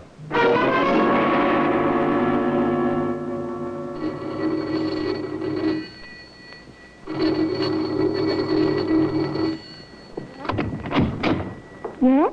Oh, I'm a police officer. My credentials, ma'am. Oh, I expect you want to see my husband. Well, if you please, ma'am, we're making a few inquiries. Yes, come in. Thank you. We've had nothing but visits from the police ever since this forgery business. As if it wasn't bad enough already with the burglary last month and all that. What was that? A burglary, did you say, ma'am? That's right. Here's a policeman for you there. Oh, good evening. What can I do to help you? Well, I think your wife has already supplied the answer to the question I was going to ask you, Mr. Forsyth. I understand you had a burglary last month. That's right, but there was nothing much stolen, just a few trinkets, nothing valuable. Oh, anything else? Why, yes. Don't you remember, dear? They took your checkbook. Oh, yes. Rather silly thing to do. No, sir. Not so silly as you'd think. Here are the particulars, sir. Thank you. Have you compared them with the information we have already on the forgery case? Yes, sir. The check that Halsey tried to cash came from the stolen book. Who was this forger? This mind which covered all trails to itself? Somewhere, somehow, the correct thread which would lead to the center of his web must be picked up somewhere.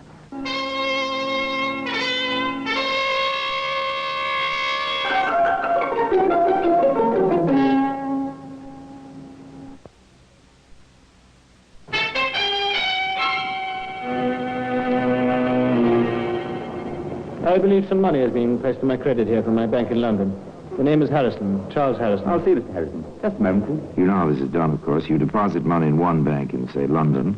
Notice the draft is sent at the depositor's request to a branch of the same bank in another city. You arrive in that city, identify yourself, and receive your money. Usually it's a fair amount, too large to travel with. How much is this draft of yours, sir? £250. The amount's correct. It was deposited in our London office by Mr. Harris Thompson. That's right. With instructions to pay to him in person. I'm here. You wish identification? I have it. But you're Mr. Harrison. Charles Harrison. You said so a moment ago. I'm Harris Thompson. I see. Perhaps the London branch made a mistake. I'll get in touch with them and come back tomorrow. Sorry to have bothered you. I caught your signal, Barclay. Something wrong? That fellow there, sir. Just going out the door. Gave me two different names while he was trying to collect on this draft. Some kind of swindle? I can't say, sir. The order came down from London in perfectly good order. There are £250 up there. It's a bit strange. And he behaved oddly.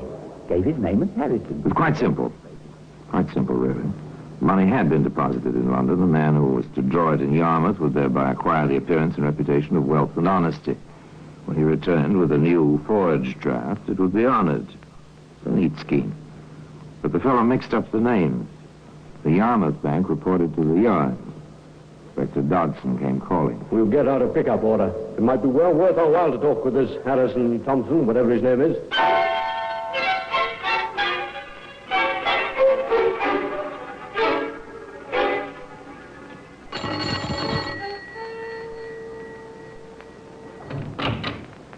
Yes? Does Mr. Harris Thompson live here? What name? Harris Thompson. No, doesn't live here. Oh, that's a pity. I had something for him. Oh, what was that? Something important. Could you leave it? Well, no, I've got to give it to him in person. Confidential, you see. Oh. Well, wait a minute.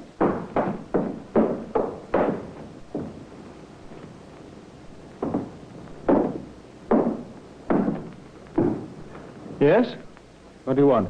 Are you Mr. Harris Thompson? Who are you? Never mind who I am, Mr. Harris Thompson. I have a warrant for your arrest. My name isn't Harris Thompson. That's something we know already, Mr. Rafe. All right, Rafe. You trip yourself. You know that now. My name is Harris Thompson. Stop it, Rafe. Your fingerprints are in file in criminal records.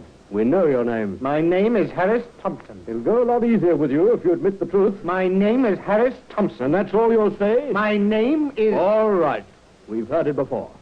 Lock him up, Sergeant.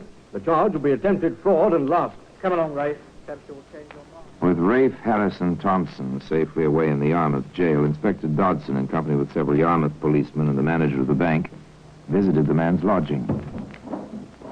I must say, Inspector, when you search a place, you are quite thorough. Just a routine, sir. Does this make any sense to you?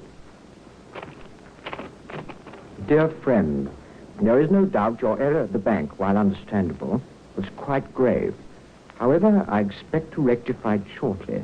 The bank has requested that Mr. Thompson come there personally to sign a new bit of paper, giving Mr. Harrison permission to withdraw the money in Yarmouth. I will explain later exactly what I want you to do. In the meanwhile, do not come up to London. Caution has always been and always will be my watchword. Trust me, sincerely yours, J. While this fellow is describing our regular procedure where identification is in doubt. I see. Do you notice the same thing about this letter that I do, sir? Rather a well-formed handwriting. More than that. This letter was written by an educated person. A very well-educated person. But for what a purpose? Yes, the phrasing is simple, but the words he uses, it's a little difficult to understand, isn't it? Why someone with education would involve himself in something like this? Well, when we find Jay, we may have an answer to that. In the meantime, I think we may have our first direct link to the forger. Well, today, as I told you, that self-same letter can be seen in its place in the Black Museum.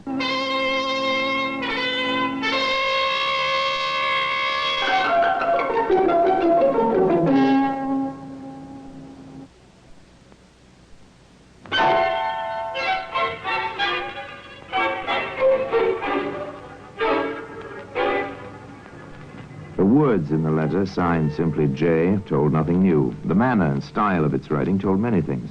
This J, possibly the long-sought forger, was a man of education and intelligence. A shadow figure using many other men to further his own designs. Seemed a kind of devil, but within a very few days they learned he was at least a man. So my cousin Rafe is in trouble again. Yes, Mrs. Webster, and we would like to know the occasion of his visiting you. I haven't seen him in 10 years. My own aunt's son, and not in 10 years. Most of which he spent commuting back and forth in and out of prison. Why do you suppose he turned up now? He wanted something. First I thought he turned a new leaf, but he wanted something. A convenience. He'd taken a room in Yarmouth. Would I, he says, receive his mail for him? And you did? Yes, Inspector, I did. May I see whatever you have left of it? I haven't anything. Rafe's friend came and asked for all his mail. His friend? Yes, sir. And how a man like that came to be friends with Rafe, I'll never understand. Well-dressed, nice-looking, and with a real refined manner. Could you describe this man, Mrs. Webster? I had a good look at him. Even talked to him. Fair as she was. Brown hair, nice blue eyes. About, well, my husband's size, and he's 5'8". Weighs about 170 pounds. A nice mouth. And I'll wager his hands never held a pick or shovel. The second link, a description. Apparently a man of some means. Not particularly individualized, of course, but still, here was someone who could identify this J when he'd been found. As for Rafe, his fate was settled quickly. Rafe Martin, you have been convicted of fraud, attempted fraud, and conspiracy to commit fraud. Have you anything to say before sentence is pronounced? What for, your lordship? Your mind's made up. Nothing I will say can change it. Very well. As you seem to be the dupe of someone with a great deal more intelligence than yourself, I've been tempted to lighten your punishment. However, your intransigent attitude toward the law enforcement officers in this case, your attitude in court, and your past record removed all such temptations. You are about to be committed to prison for the maximum time the law allows. 20 years hard labor. That is all.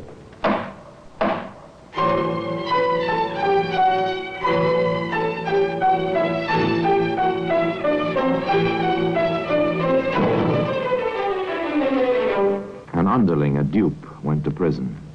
Shortly after his arrival there, Dartmoor, Rafe had a visitor in his cell. Surprised, Rafe? Only if you were to be my cellmate. Hardly that. But I may have the key which will unlock that door before you expect. I make no deals with coppers.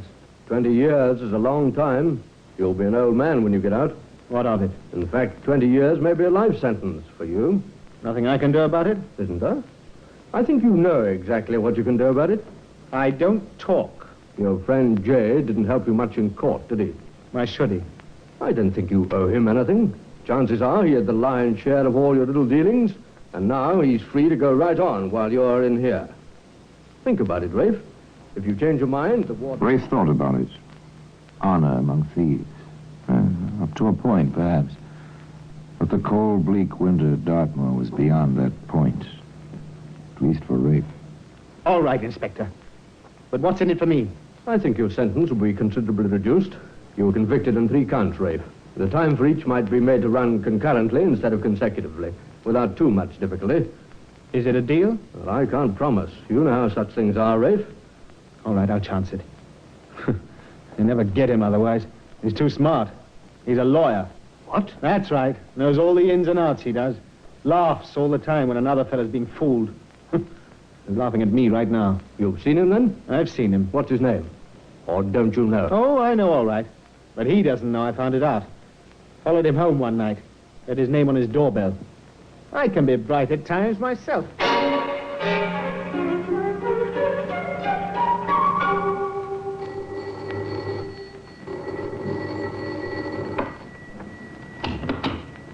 Yes? Mrs. Seaforth? Mrs. Joseph Seaforth? I'm Mrs. Seaforth. Is your husband at home? I'm sorry, no. Would you care to leave your names? We're from Scotland Yard, madam. We have a warrant for your husband's arrest. Arrest? Joe. But what can he have done? That's a long story, Ma'am. It's taken us quite some time to track him this far. When do you expect him back? That's it, sir. I don't know. He went out of town on business a week ago. I haven't heard from him since. He's never done anything like this before, never. Gone. Joseph Seaforth, the forger, disappeared.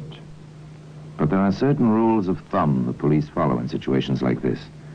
They know what happens when the wanted notices appear in the post offices all over the country. Now remember, I want every lead that comes in followed through. We're dealing with a very tricky customer, and every piece of information, however small, may be helpful. Yes, I knew him all right. He used to come into the bar for a drink often enough. He was a real gentleman. Distinguished looking. Oh, have you seen him recently? No, haven't seen him for months. That's his face, all right. Recognize it anywhere. Took a room at our house for a couple of months. Not that we saw much of him. Oh, when did he leave? About 6 months ago. And you haven't seen him since? No. I know so far, William, I'm confident that somewhere, sometime, somebody who's seen that wanted notice is going to meet up with Seaforth again. Hello there, Mr. Seaforth. But my name's not Seaforth. It's Saunders. It's Seaforth, all right. And mine's Halsey. Jack Halsey. One of the fellas you pretty near got into trouble, like you got Rafe Martin into trouble. I'll appreciate it if Don't waste your breath. Your picture's up, see? And a right good likeness it is, too. Oh. All right. I am Joseph Seaforth. And now that you know, how do you like to make some money with me? Money? How? I have a check. It's a good one. Will you cash it for me? What kind of knock do you think I am? Once burnt, twice shy. That's me every time. We've reason to believe, Halsey, that you've seen Seaforth. What if I have, Inspector? We want to know where. Why should I tell you? I would if I were you. We have enough in you to make you rather uncomfortable for a fair amount of time. All right, I saw him in a pub in Whitechapel. He hangs about down there a lot, I hear. Pass the word, Sergeant. We know Seaforth's in Whitechapel somewhere. Circulate his description to all stations. And, Sergeant. Yes, sir? Put the pigeons onto it, Sergeant. They'll know a lot more about him a lot faster than we will.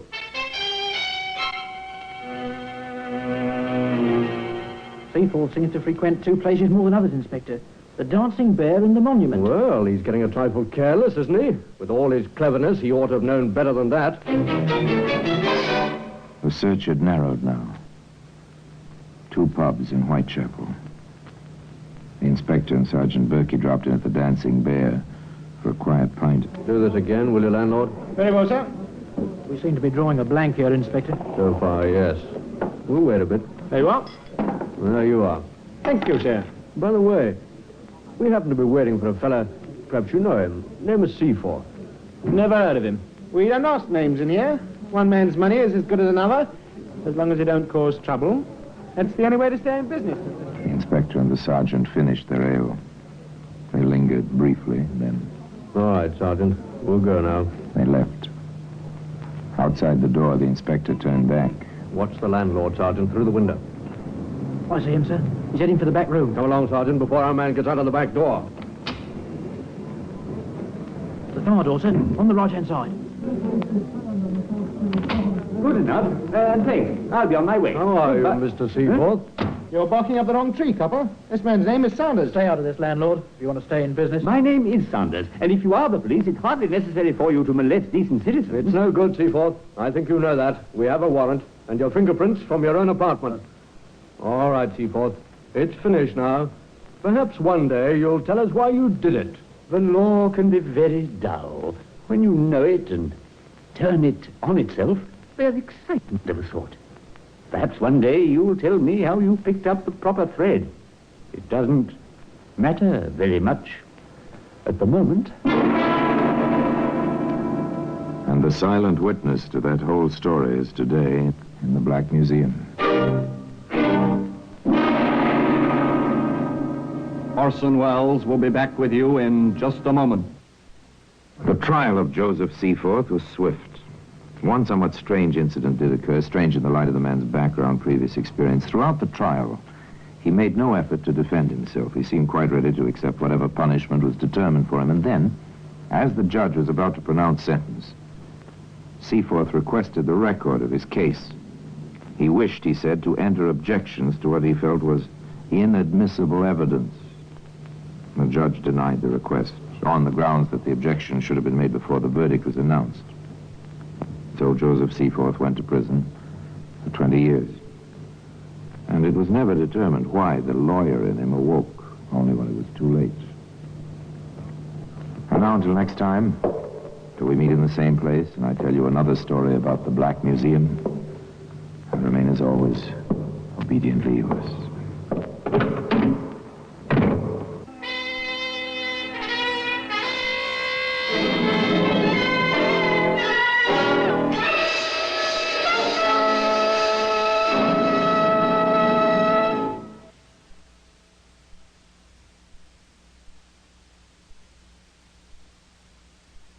Orson Welles, speaking from London.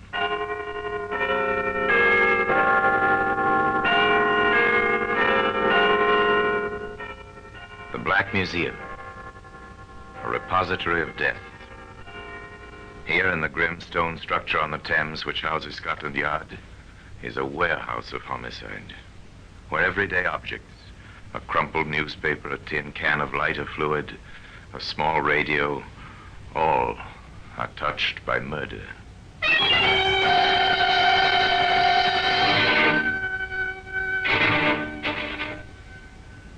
A mandolin string. Familiar object. I'm told, Inspector, that mandolins are mighty popular with young folk these days. Popular? Yes, they are. However, I'm rather happy to say their popularity is confined to music, not to murder. Today, this mandolin string can be found in the Black Museum.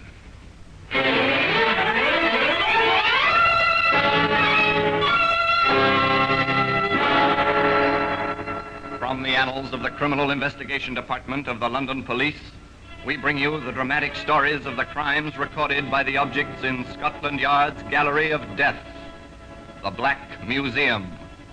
In just a moment, you will hear The Black Museum, starring Orson Welles.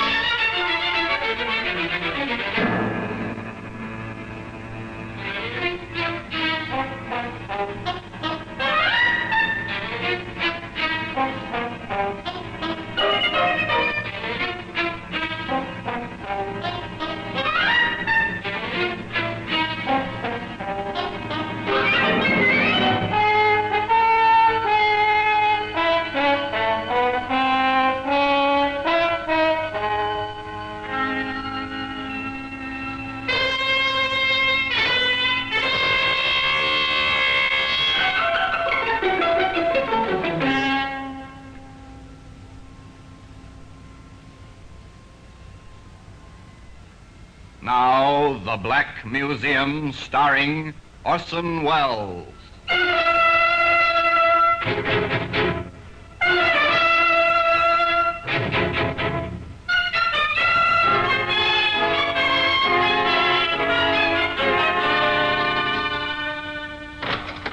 Well, here we are in the Black Museum, Scotland Yard's Museum of Murder.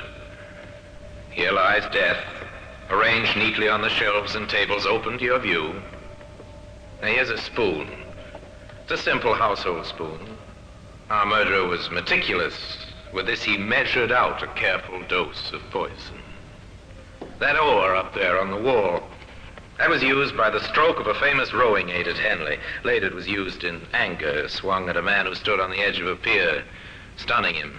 The man drowned in the Thames very quickly. Ah, here we are, the mandolin string. Just a coil of rust-spotted wire now. String from a mandolin. A relic of another era.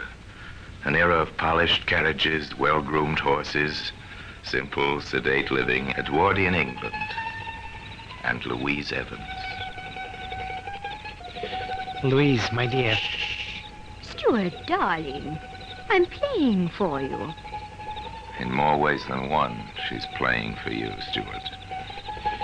Louise, you've got to listen. Go ahead, son. She'll listen. Just say the right words. Louise, I love you. You're adorable. You're getting closer, Stuart. You're doing better now. Louise, my darling, will you marry me? At last. That's the way, Stuart. You see? I told you she was playing for you.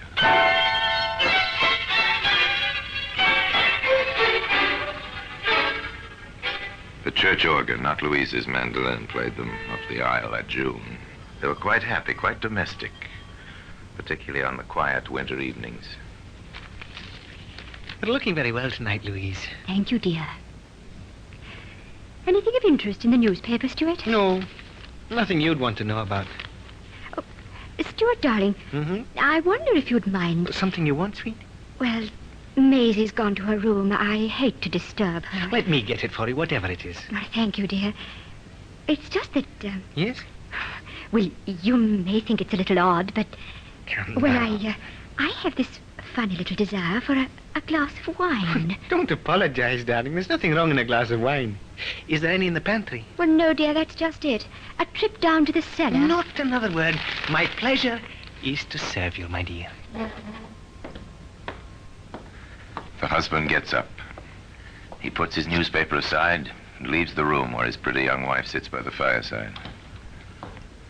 Walks down the hallway to the cellar entrance, pausing on the way to pick up a candle from the table by the stairs. Lights the candle, opens the little doorway. The candle flickers, casting a fitful yellow light, darkening the shadows where its beams fail to penetrate. Stuart Mason starts down the stairs.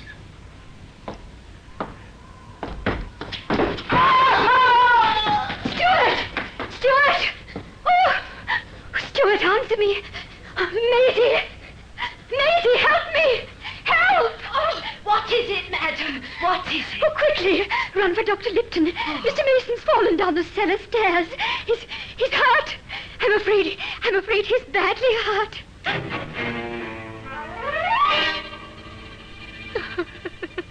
Oh, it must be a terrible shock, Mrs. Mason, I know. If you take a sleeping powder. Oh, no, Doctor. No, it was my fault. My silly wish for a glass of wine. If I hadn't asked him... Oh, Doctor, the least I can do is to face my grief. That's the least I can do for poor Stuart. If you wish, Mrs. Mason, I understand. Death is a terrible thing. When it comes so suddenly to one so young, it is most terrible of all. Yes, it is terrible. A broken neck, falling down the cellar stairs by flickering candlelight on a simple and hardly necessary errand. My dear, as a close friend of both your late husband and yourself, I feel justified in asking you to contain your grief. After all, you're young, and if I may say so, pretty. Nelson, you are sweet. I simply do not know how I would have lived through these long, long months without poor dear Stuart's friends. particularly you. This brings me to a point, my dear. I've meant to discuss it with you. I begin to feel something slightly more than respect for you, Louise. If I may take the liberty... Nelson, watch your words. Look out, Nelson. A pretty blonde widow with wide blue eyes, so delicate and fragile. Watch your step. Oh, my loneliness in this house. At night, the floors creak. They seem to try to speak with me. Maisie does her best, but it's still so... Well, you know. You're lonely too, aren't you? I must confess, Louise, that I am. Now, see here, young lady. We're going to start a new life for you. Oh, Nelson. Some cream for Mrs. Church, Maisie. Yes, madam. Oh, thank you. You know, Louise, this is the nicest idea. Having coffee with our menfolk, I mean. I always hated the idea of the ladies withdrawing while the men had their port alone after dinner. Well, I can't say I mind when our hostess is as lovely a bride as Louise. Hey, Nelson, do you agree, old man? Of course I agree. After all, I married her. How you men do go on. Don't they, Alice? Let them, dear. It's one of their few pleasures. I have another pleasure I want to share with you, Alice. Friend? Yes, Nelson? Louise is absolute talent with the mandolin. Oh, Nelson, please. The mandolin, yes, I seem to remember you played very well, Louise. Oh, do, Louise, please. Well, really, my talent is so small. No, we won't take no for an answer, darling. Here it is. Now, what shall your first selection be? Oh, dear. One of the strings is missing. Oh, missing? Well, I was tuning it yesterday. One of the strings broke, and I didn't get downtown to buy a new one. Oh, I am sorry. Truly, I am. Perhaps next time you're here. Too bad. Really too bad. Would have been so nice. Recently married young lady with a gaily beribboned mandolin in her lap in a lamplit room. Would have been so nice. In fact, as they prepared for sleep, Nelson Carter said just that. Too bad about your mandolin string, dear. It would have been so nice to hear you play tonight. Ooh. What is it, dear? Oh, the sheets are icy. It must be really cold outside. Well, Fred Church said it was. And you are so susceptible to colds. Darling, we've got to have a hot water bottle. Well, ring for Maisie, why don't you? Well, she was exhausted, poor dear. She worked so hard cooking and serving dinner. It seems unfair to disturb her. All right. I'll get it. Do you know where it is? In the kitchen cabinet, dear. Right in front. All right. I'd better take a candle. And use the back stairs, darling. It's shorter that way. Once again, a young man lights his way through a dark house toward a steep stairway by the flickering flame of a candle. Once again, a young man makes his way along a carpeted hallway, starts a hurried descent of wooden stairs.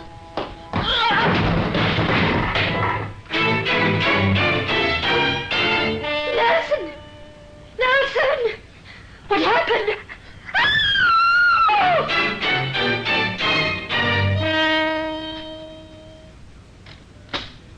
All right, Maisie. Your mistress will rest now. I gave her a sedative. Oh, poor woman. Oh, poor child. Poor? This will be the second fortune she inherits. Hardly poor. 2 accidents like that. Oh, doctor, it's like the poor girl was a curse. Aye, it is. Well, things like this happen. As you say, 2 accidents and so much alike. I shall probably recommend that your mistress builds herself a new house with no cellar and all on one floor. Whatever for, sir? No stairs, my girl. No stairs for anyone to fall down and break his neck. Well, I'm on my way. No visitors allowed. No until visitors. Tomorrow, Maisie. And no stairs in a new house. Well, perhaps. Certainly for another year at least the mandolin will be silent. I think that may be counted upon. That and the widow's weeds and the tearful glances from wide blue eyes. Of course, there was one item that no one counted on. You sent for me, Inspector? I did, Peck. What do you think of this? Anonymous, sir. Yes. Read it, will you? Inspector Higley, don't file this letter in the waste paper basket. I am not writing it without due thought and consideration. I cannot let you have my name as yet. But think of this. 2 young men of wealth and standing in the community have died via falls downstairs with broken necks as the consequences. Don't you think at least a perfunctory investigation is called for? Don't you think so? And it's signed An Anxious Friend. Yes. Well, Sergeant? Well, someone with an education wrote it. Someone who hints he or she will come forward if we find anything. I cannot let you have my name yet. Yes, I noticed that, sir. Well, Sergeant, wear your best suit tomorrow. You and I are going calling on a young widow in Oxford Street. I understand she plays the mandolin. Rather well, in fact. Rather well. Yes, she played rather well. And a string of that mandolin on which she played can be seen today in the Black Museum. In just a moment, we will continue with The Black Museum, starring Orson Welles.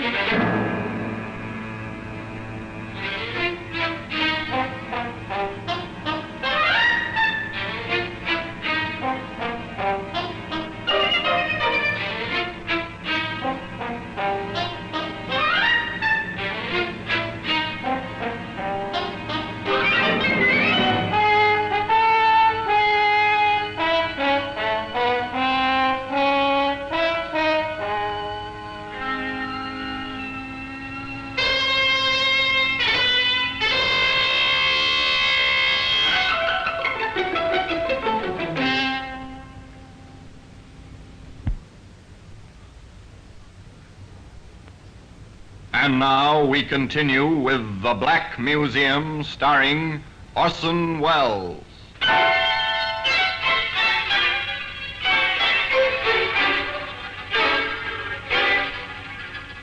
Two young men dead with broken necks. Both cases certified. Accidental death. And then an anonymous letter. Inspector Higley and Sergeant Peck paid their call. In fact, they paid 2 calls. The first on Dr. Lipton. I'm rather glad you dropped in, Inspector. I know there's been whispering.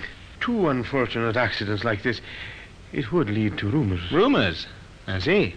Such as... The usual thing, that Stuart Evans and Nelson Carter may have been, helped to fall down the stairs. You mean pushed? Something of the sort. And your opinion, Doctor? My opinion is certified on the death certificate, sir. Accidental deaths, both of them. I see. Well, thank you, Doctor. I'm glad you're so certain. Yes, the good doctor appears quite certain. Nonetheless, Inspector Higley and Sergeant Peck made their second visit. Oh, I'm so glad you came to see me, Inspector. Thank you. It's not too often that the police are welcome. No, I suppose not. But, well, I can't help hearing about the things that people are saying. Maisie brings home so many odd tales. I was wondering, Mrs... Sergeant, interested in music? Quite a good-looking instrument, ma'am. I shall never play it again. Oh? Why not? Both Nelson and Stuart loved the music. I cannot get over the fact that I took a mean excuse and refused to play the night that Nelson died. Oh? An excuse? Yes. You see, the Churches, Alice and Fred, were here. I see. Nelson was pressing me to play.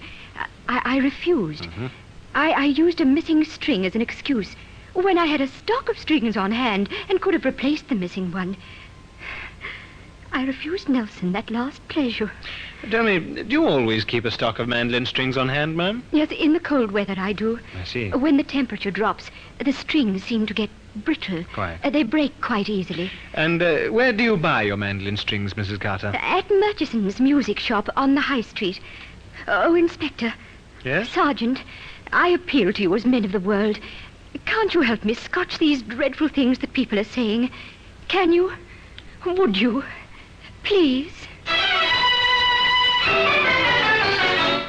The inspector and the sergeant said they'd try, and they did.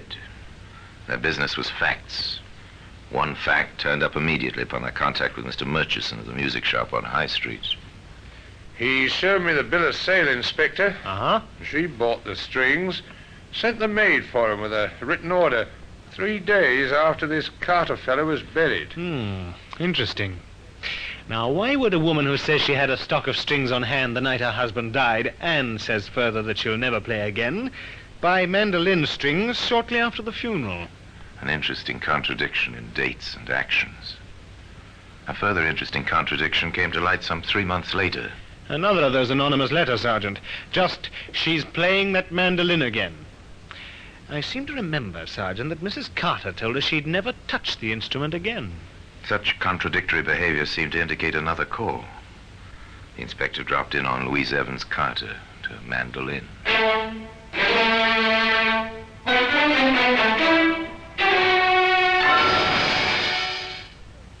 Inspector Higley, how nice. All right, matey. Yes, madam. Inspector, my friend Clifford West. How do you do, sir? Inspector, I'm afraid you've caught me in a fib. Is that very bad? A fib? Well, it couldn't be bad. Not from you, Louise. I don't quite follow, Mrs. Carter. I told you some time ago I'd never play my mandolin again.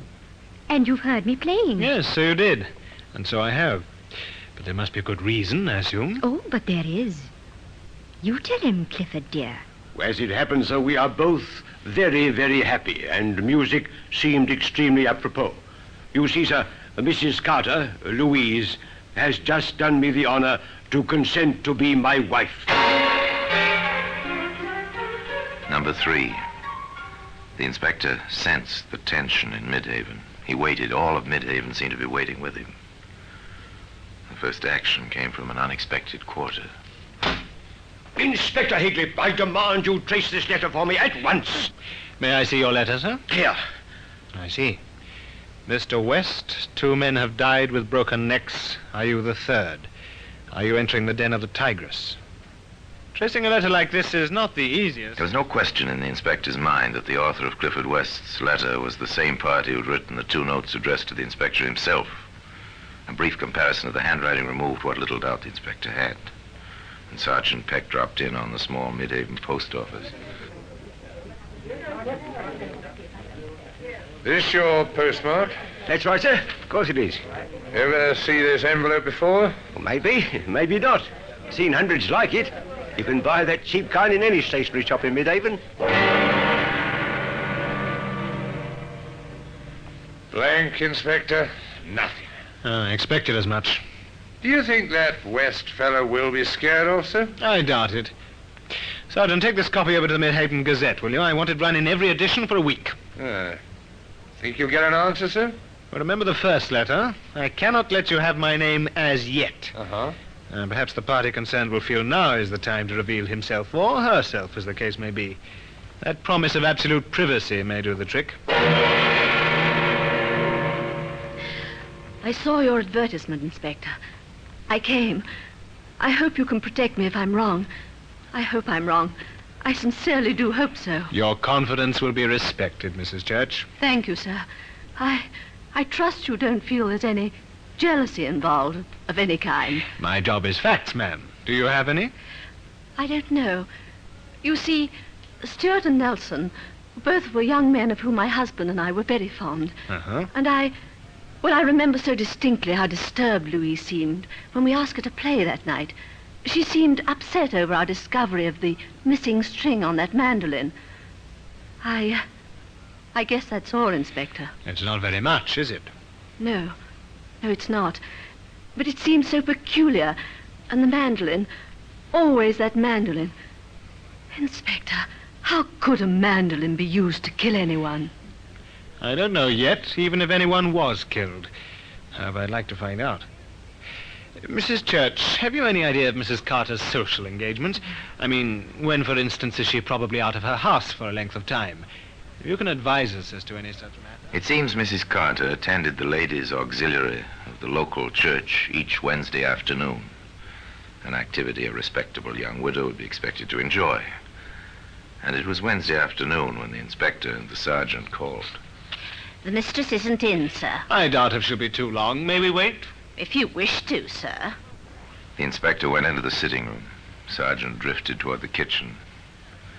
Maisie safely occupied by the good sergeant, Inspector Higley swiftly found the cellar stairs. Carefully he moved down, examining each step, each lift and tread, each section of the baseboard.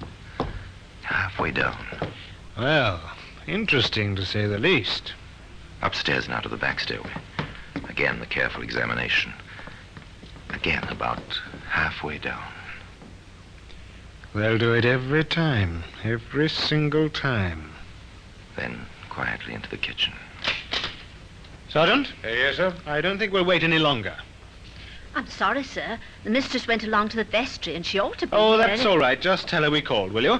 Come along, Sergeant. We'll drop back another time. And the two policemen left the house to return to the inspector's office. It's something, Sergeant. Not much, but something. It convinces me, sir. And me. But how about a jury? I don't know, sir. Of course, if we had a bit more, the nails themselves, sir. And then there's the business of buying that stock of mandolin strings. Sergeant, we'll drop in on Mrs. Carter this evening. Do you by any chance play the mandolin?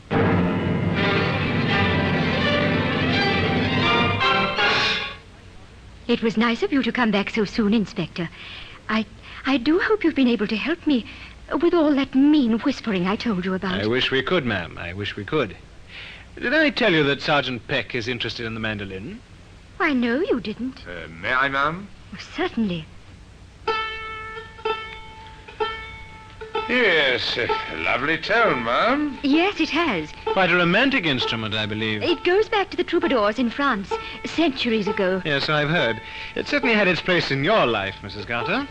Yes, I dare say it has. I've been wondering about something, Mrs. Carter. I hope you can help me. Well, if I can, I will, of course. We checked with Mr. Murchison at his music shop. Oh? Yes, he tells us you purchased a stock of strings shortly after Mr. Carter's death, not just before, as you told us. Well, then I'd forgotten the exact date. It seems rather peculiar that you should forget that after you made such a point of it to us. Well, I was under a terrible strain. I'm sure... If you'd stop plucking that A string, Sergeant, my nerves are... Oh, I'm sorry, ma'am. I didn't mean to break it. I'll get you a new one. That won't be necessary, Sergeant. I have extras right here in this drawer. That was the A string, wasn't it? I'm rather surprised, Mrs. Carter.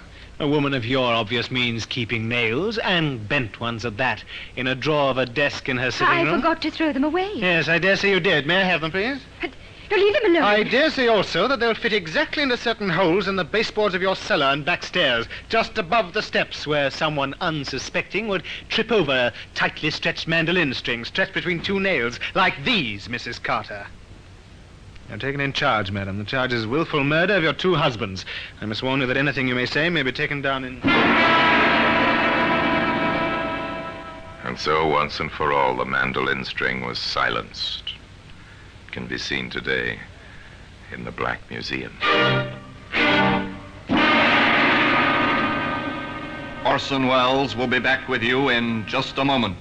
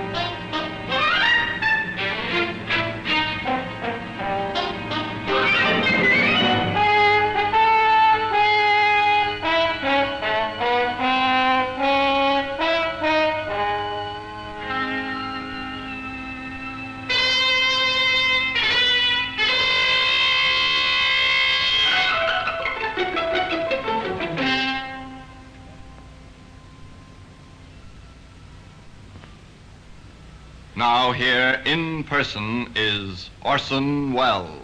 Louise Evans Mason Carter was tried for murder. The police stated facts and produced evidence.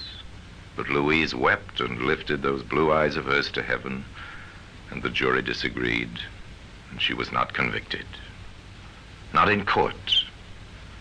She was convicted by her neighbors and by her friends. They knew. And so Louise Evans Mason Carter moved away, far north, to Scotland, alone. And there she died some 20 years later, still alone. And now, until next time, till we meet in this same place and I tell you another story of the Black Museum, I remain as always, obediently yours.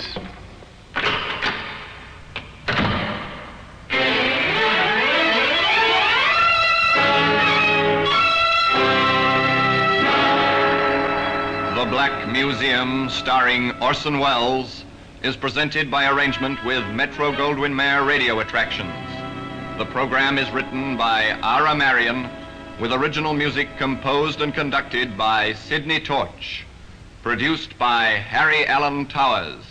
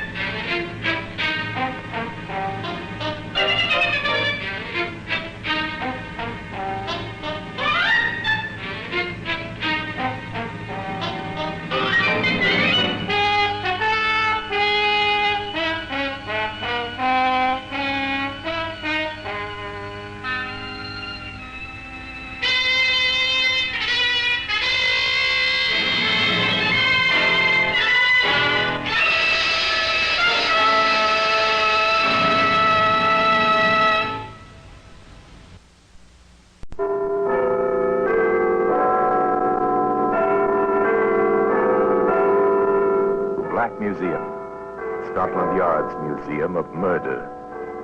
Here in the grim stone structure on the Thames, which houses Scotland Yard, is a warehouse of homicide, where everyday objects, things like a packet of matches, a coffee pot, a paring knife, all are touched by murder.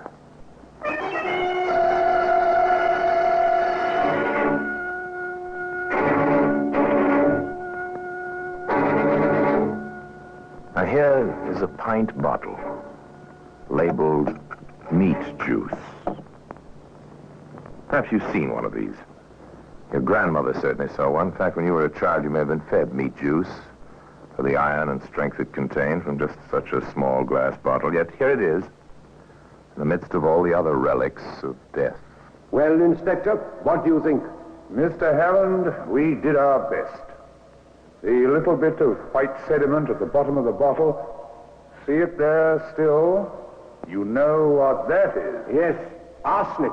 And to me, at least, the means of murdering my brother.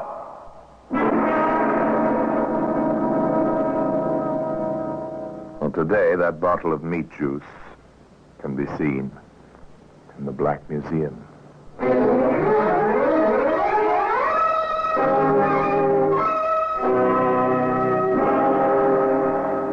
From the annals of the Criminal Investigation Department of the London Police, we bring you the dramatic stories of the crimes recorded by the objects in Scotland Yard's Gallery of Death, the Black Museum. In just a moment, you will hear The Black Museum, starring Orson Welles.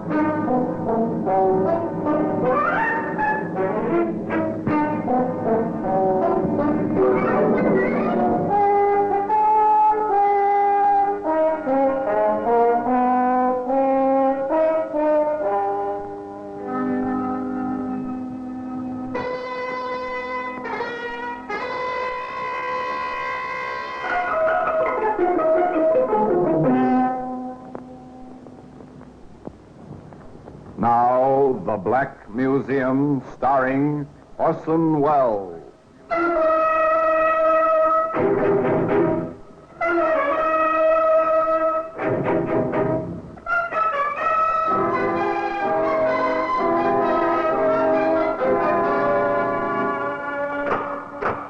Here we are, in the Black Museum.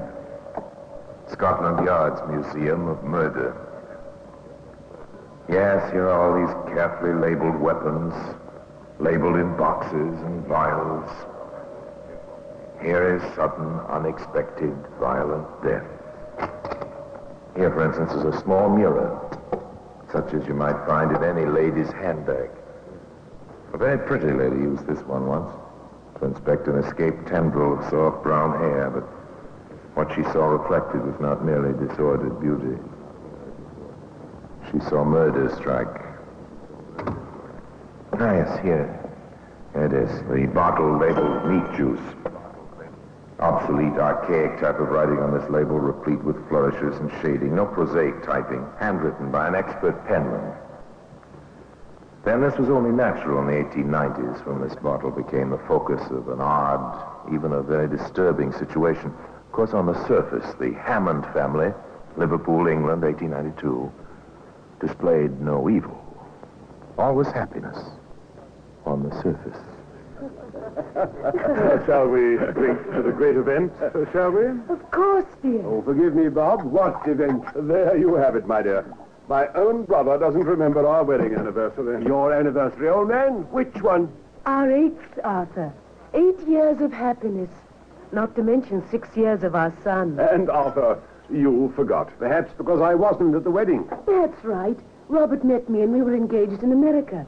But we were married here at my aunt's home. Exactly, while I was in America myself. Well, with all that straightened out, shall we toast the occasion? After all, how many times... A pleasant family gathering on a pleasant family occasion. Nothing evil on the surface. Of course, undercurrents do show themselves occasionally.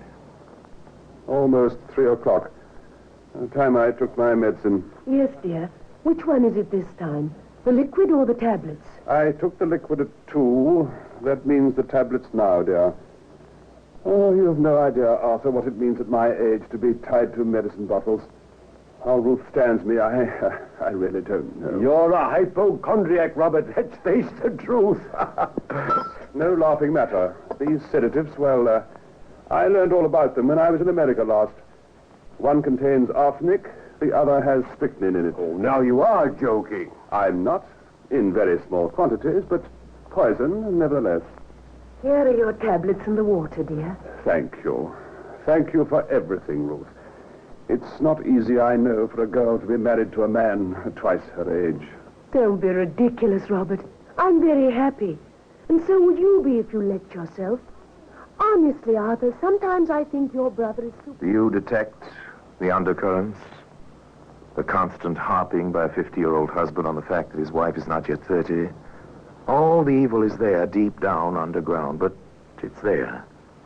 One would hardly say it came to the surface in an incident such as this. Oh. Writing someone, my dear? just a note to the Plaza Hotel in London. The Plaza? London? There. I had word this morning. Aunt Rose is very ill, and there's no one to stay with her. You've been out all day, so I've written to reserve rooms to save time before I told you. Yes, of course. You ought to go. Dottie can watch over David, I suppose. Dottie is a jewel among servants, dear. Of course she can. Excellent. I saw Dr. Hubert today, my dear. He's not at all satisfied with my condition. However, we shall see. He's given me another... Evil to him who evil thinks. Perhaps. Still, the greeting between aunt and niece at the Plaza Hotel in London was something to think about. Darling. Darling. Oh, my darling. Been so long. Too long, my beloved, too long. But now, my sweet, 3 whole days together. 3 glorious days. Oh, John. An interesting aunt, wouldn't you say, particularly when the young wife is half her husband's age?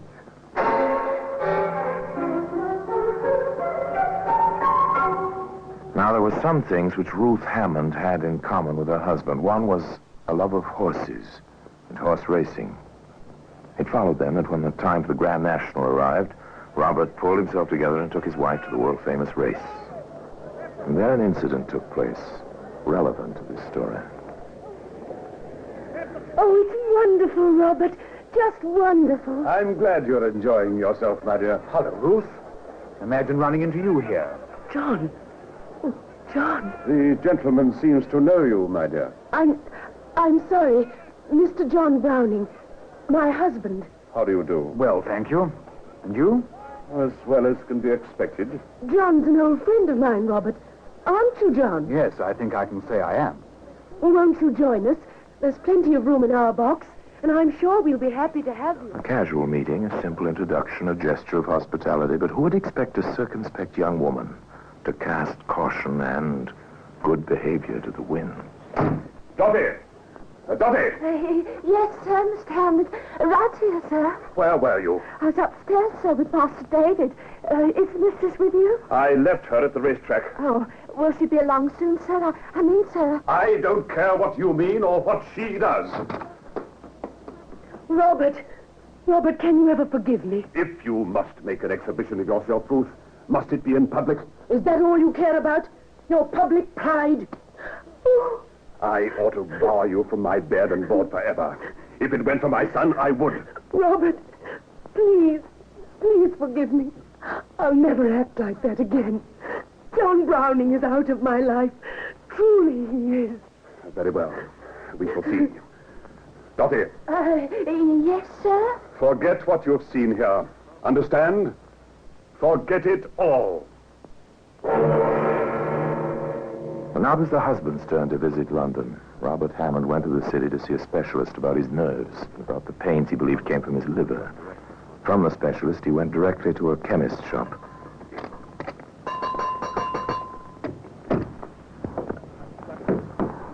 I'd like this prescription filled, please. Very good, sir. Thank you, sir. Can you make it up quickly? Let me see, sir. Yes? Yes, I can, sir, but you'll have to sign a receipt for this preparation. It contains strychnine, sir. The wife, too, was visiting a chemist. A chemist in Liverpool. Anything else, ma'am? No, I think that completes the list. Oh, no, I'd almost forgotten. Fly papers. You do have fly papers, don't you? Yes, ma'am. Any particular brand? No, but I prefer the strongest you have. I hate to see anything linger longer than necessary.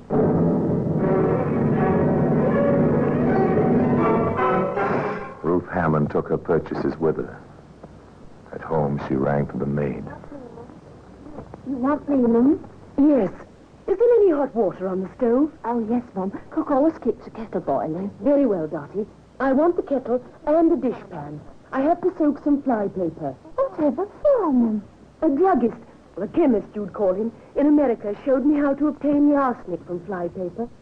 It's part of a preparation to keep the complexion fresh.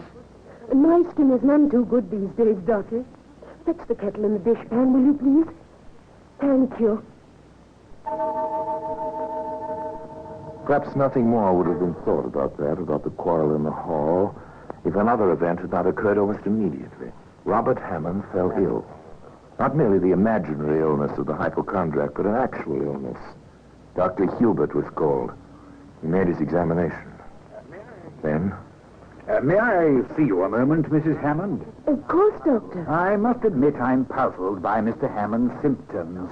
His heart seems strong enough, but he complains of chest pains and this constant retching, you know. I'm worried, Mrs. Hammond. Have you no diagnosis? I'd prefer a consultation, if you don't mind. Whatever you think. Of course, Doctor. Whatever you think best.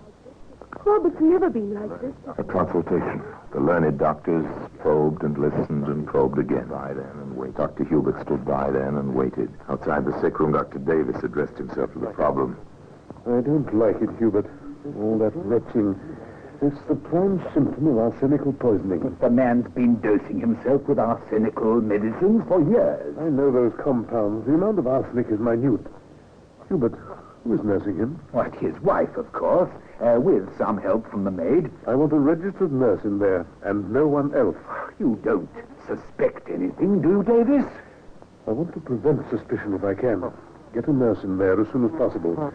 Meanwhile, we will prescribe tonics, meat juices, and that sort of thing. And I want the bottles watched, night and day. The medicine, the patient, the nurse, all that's in the sick room. Everything and everyone else outside, including the lovely wife. Yes, including the lovely wife.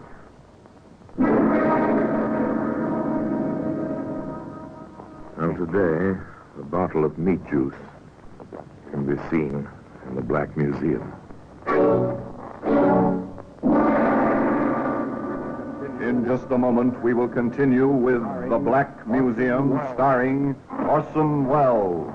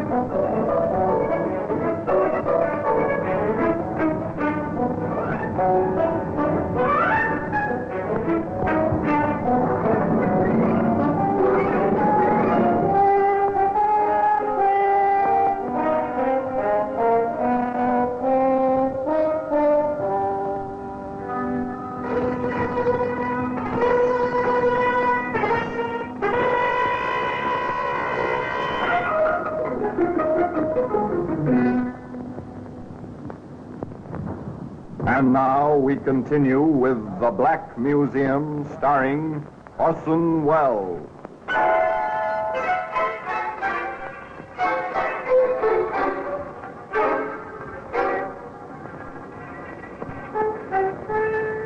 In 1892, a man might die slowly for unexplained reasons without benefit of laboratory tests, gastrointestinal examinations, or any of the aids to life and living which grace our times 60 years later. The doctors in 1892 did their level best. They used their knowledge well. If it came to placing a nurse in charge, denying a wife access to the sick room, or merely ordering concentrated meat juice as a tonic, they performed their functions according to the time in which they lived. Thus it came about that Robert Hammond suffered in his bed, Ruth Hammond was ordered from his room, and his brother Arthur came to stay in that tense, foreboding household. Yes, Dottie? Oh, it's the mistress, sir. She asked me, please, to mail this letter. That letter's open. Oh, please, sir, if I can explain. Well, get on with it. Well, I was taking it to the post box, and I dropped it, and the envelope was dirty. You can see the mud, sir. Yes, I see, but what else? I wanted to change the envelope, sir. I steamed it open. I couldn't help but read the beginning, sir, begging your pardon. Oh, Mr. Arthur, I'm so afraid for the master, sir. Let me see. Addressed to Mr. John Browning.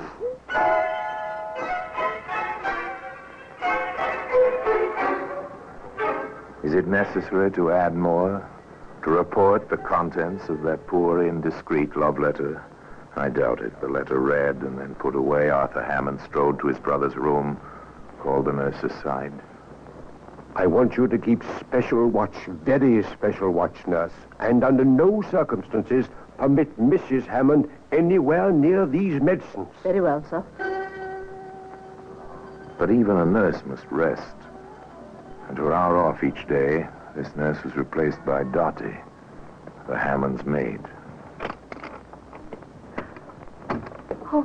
Oh, Mrs. Hammond. Oh, the doctor says you're not to come in here. Please don't be ridiculous, Dottie. Is that you, Ruthie? Please come here. Of course, my dear. Have they been keeping you away from me? Oh, please, Mum. Are these all your medicines, Robert? Yes, dear. Most of them are filthy tasting. Poor Robert. Oh, ma'am, you're not supposed to touch this meat juice. Can't be bad, Robert. It certainly smells good, like good rare steak. I wouldn't mind taking it myself. But all these other pills and... Wouldn't you mind taking it yourself, Mrs. Hammond? I wonder now. Then I'm not alone in that. Brother Arthur wondered, too. And he worried. Particularly when he found you alone in the pantry, washing medicine bottles. Hi, Ruth. Washing bottles? Isn't that Dottie's work? This at least I can do for my husband, even though I'm not allowed to see him. But you did see him yesterday. And if I did, who has a better right? I'm not speaking of rights, Ruth. I'm speaking of wrongs. If you have something of which you wish to accuse me, why don't you? I may. You see, I had the meat juice you handled yesterday analyzed. I see. You did? It contained arsenic. And you insinuate I put it there? I do. I did put something in that bottle. Robert asked me to. Some powder he had in a small box. He told me it always gave him relief, and the doctors had forbidden it. I see. They forbade it. Well, my dear sister-in-law, we shall see what we shall see. They saw soon enough. 24 hours later, a weeping Dottie told Brother Arthur. Oh, the master's death. Just a moment ago. So quick it came. Oh, no time to call anybody, not even you, sir. Dr. Hubert stated. I personally will not certify this death until there has been a post-mortem by Dr. Davis. And Dr. Davis reported. Death was due to aggravated inflammation of the internal organs. The body contains something less than half a grain of arsenic. I recommend an immediate investigation by the police. Enter Inspector Adams of the CID.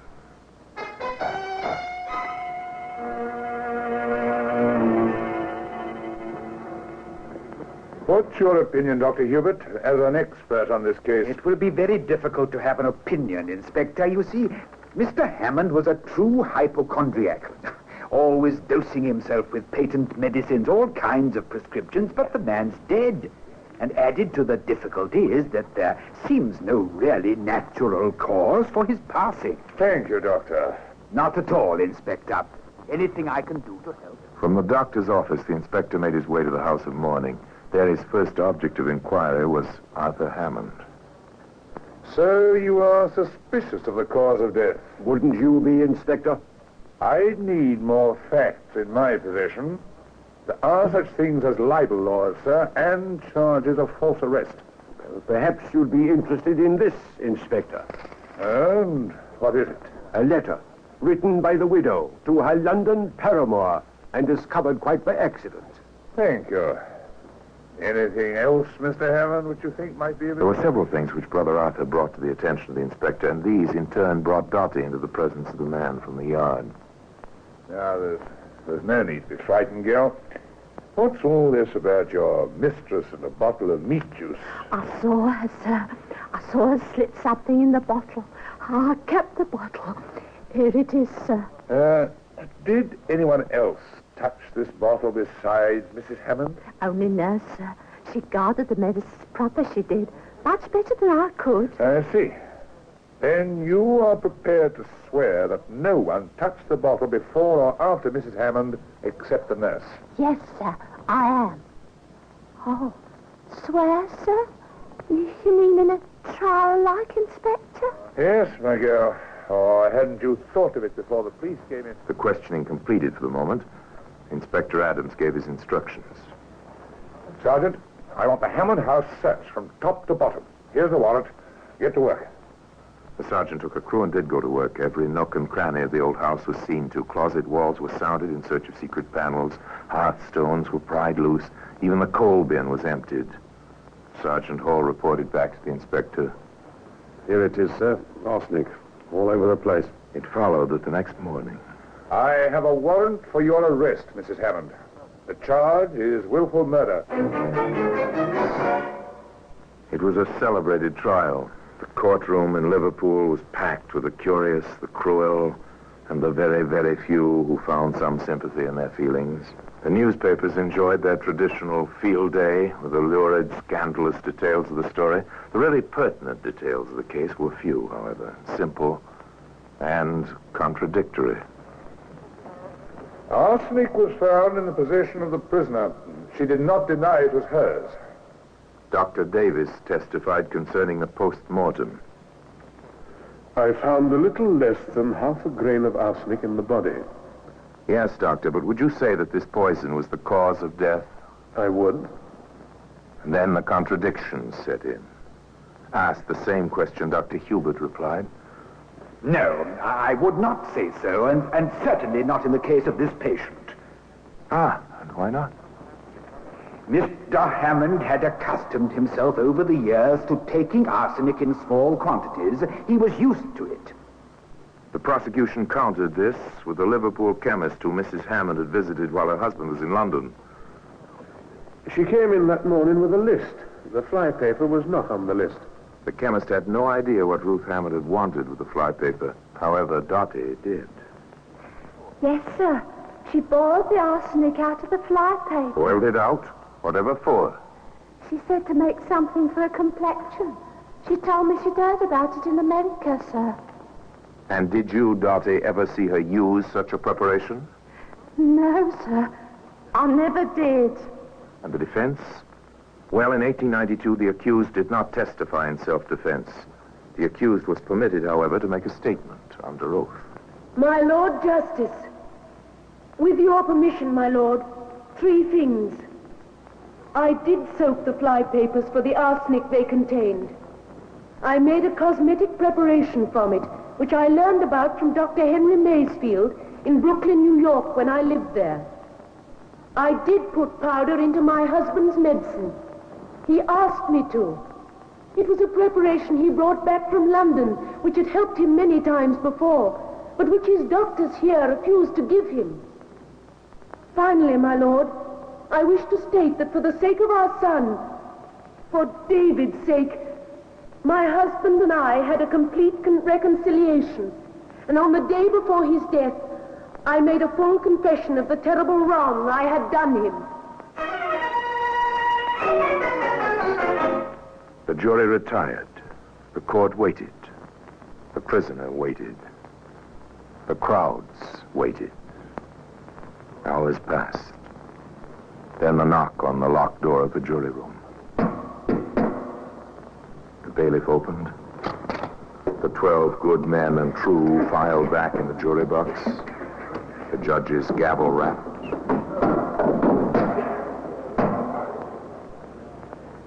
The clerk asked the foreman to rise and face the prisoner. He intoned the traditional question. Gentlemen of the jury, have you reached a verdict? We have. And what is your verdict? We find the prisoner guilty of premeditated murder. And today, the bottle of meat juice, a decisive clue in this case, is still to be found in the Black Museum.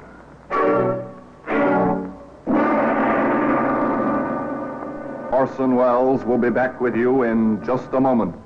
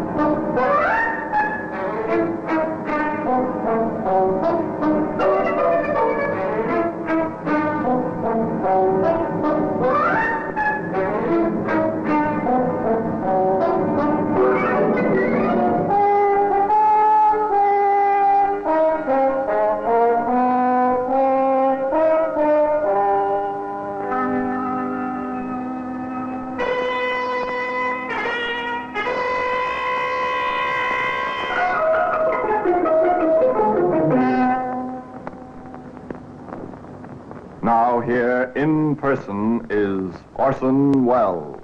Well, they didn't hang Ruth Hammond.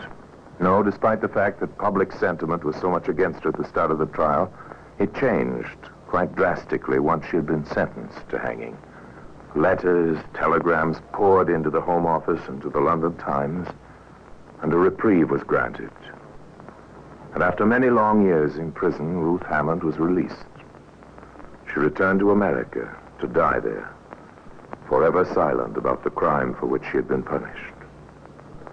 The judge himself, when asked concerning her guilt or innocence, replied only, "I never did express an opinion." And now, until next time, till we meet here in the Black Museum for another story, I remain, as always, obediently yours.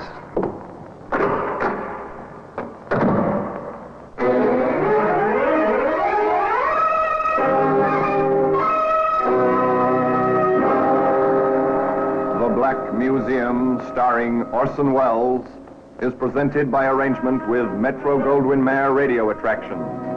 The program is written by Ara Marion, with original music composed and conducted by Sidney Torch. Produced by Harry Allen Towers.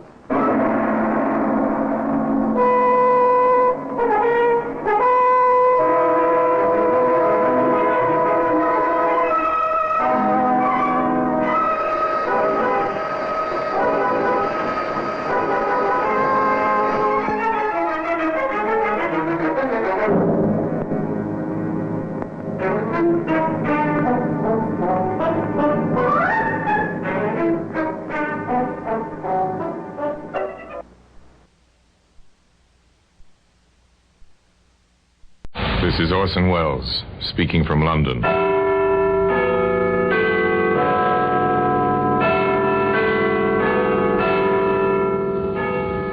Black Museum, it's a repository of death. Here in the grimy stone structure on the Thames, which houses Scotland Yard, is a warehouse of homicide, where everyday objects, a phonograph record, a postcard, a color photograph, a simple statuette, all are touched by murder.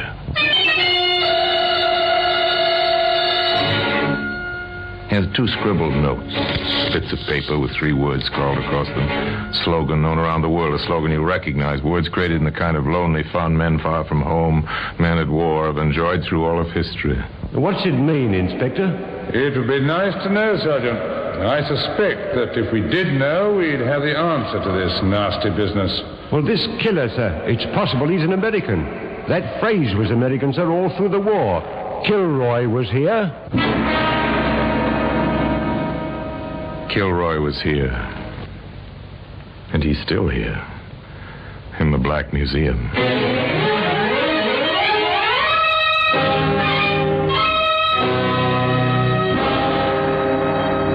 From the annals of the Criminal Investigation Department of the London Police, we bring you the dramatic stories of the crimes recorded by the objects in Scotland Yard's Gallery of Death, the Black Museum.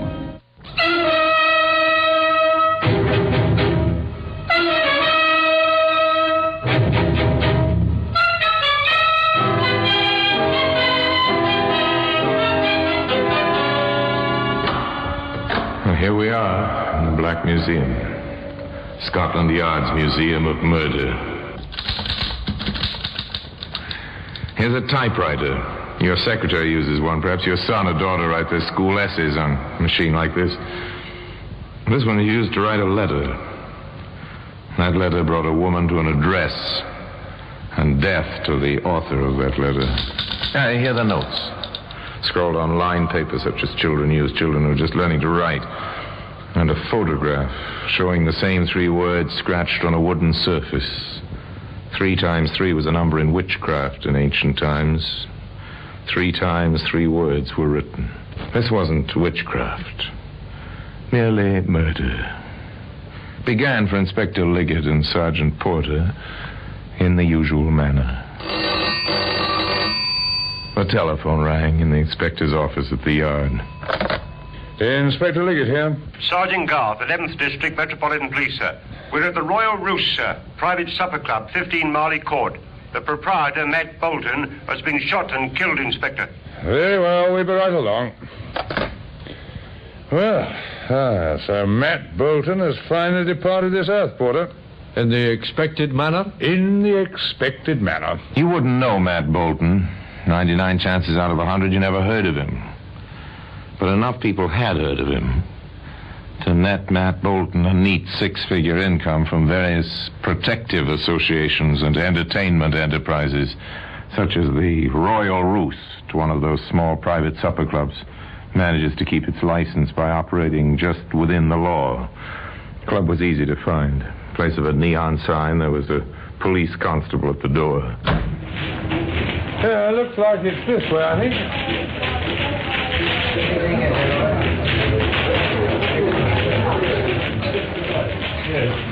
Coffee in here, Inspector? It always is in these places.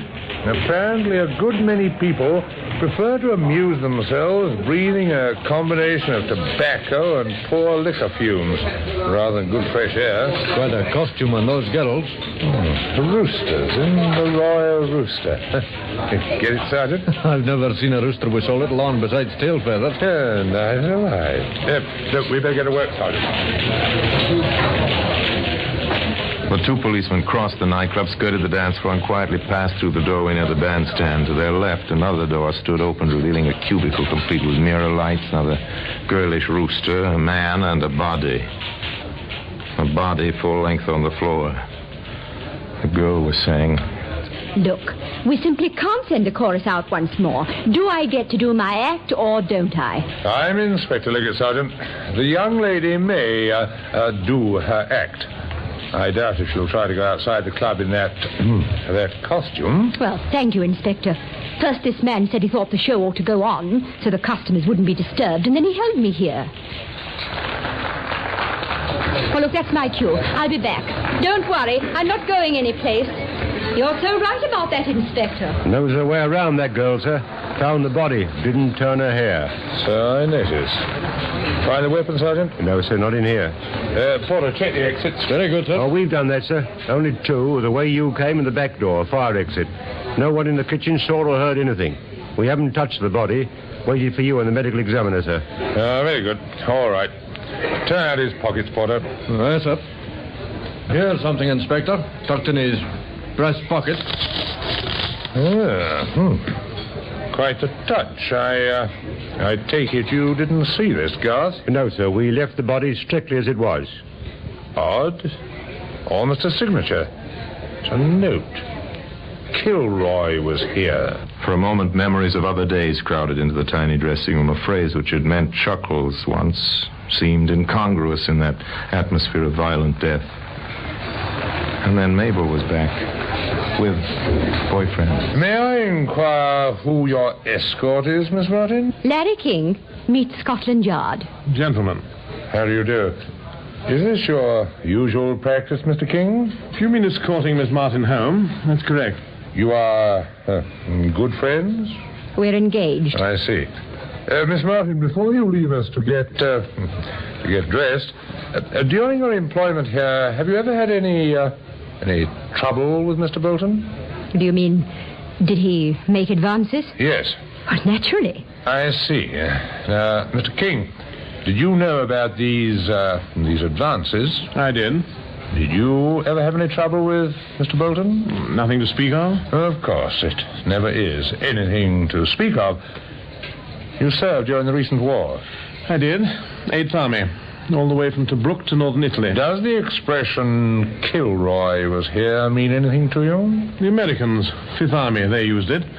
I've seen it many times. Very well. Leave your addresses, both of you, with Sergeant Garth here. And don't leave the city. We may need you. That's all for now. Now the routine begins. Inspector Liggett and Sergeant Porter return to the yard. The orders go out. Have them run a complete check on Bolton's pals. They'll all have alibis, but run the check anyway. That was a start. Now the patient waiting, putting together the few facts available. It's the hardest part of police work anywhere. So, Porter, no prints on that note except yours and mine. Correct, Inspector. What have you got on King and the girl? She's, remarkably respectable. Nothing remarkable, Sergeant. What about him? He's a lawyer in the city, rather successful. Good reputation. Ever crossed Bolton's path in his work? Nope. He's a copyright lawyer. Deals with writers mostly. Nothing there, then. Takes patience. Lots of it. Check and recheck. Wait for information. Wait for the telephone to ring. Inspector Liggett here. Detective Ashton, sir. 23rd District. Go ahead, Ashton. At 14.5 Haven Mews, sir. We've been watching the place, sir. That King fellow lives there. Yes, I know. The superintendent's wife has been found, sir, on the cellar steps, strangled. We found a note in her apron pocket. Kilroy was here, it says. Wait for the telephone to ring, and when it does ring, another death, another note. No solution. Merely complication piled on complication. A short while later, in the basement apartment of the newly widowed janitor. You found her yourself, Mr. Evans? Yes, sir. Lying there she was on the cellar steps. I was going down to look at the oil burner. I see. Now, your wife have any enemies, Mr. Evans? No, sir, no. Where would the likes of us come in, having enemies? Quarrelsome a little, you might say. But what woman isn't? Oh, she quarreled with you? With me, mostly. Not that I could blame her. It's hard work, a place like this, you know. Once in a while with a tenant. Well, the children in 4B, for instance, they write on the walls. So my wife argues with the mother. Mm-hmm. The nice young man in 6G lets the bathtub run over. 5G complains. My wife scolds Mr. King. I see, yes. Now, is Mr. King at home now? Oh, I believe so, sir. All right. Thank you. We'll do our best to find whoever killed your wife, Mr. Evans. Oh, thank you, sir. She had a temper, I know, but she never did no real harm. Up in the self-service elevator on the 6th floor. Find 6G and ring the bell.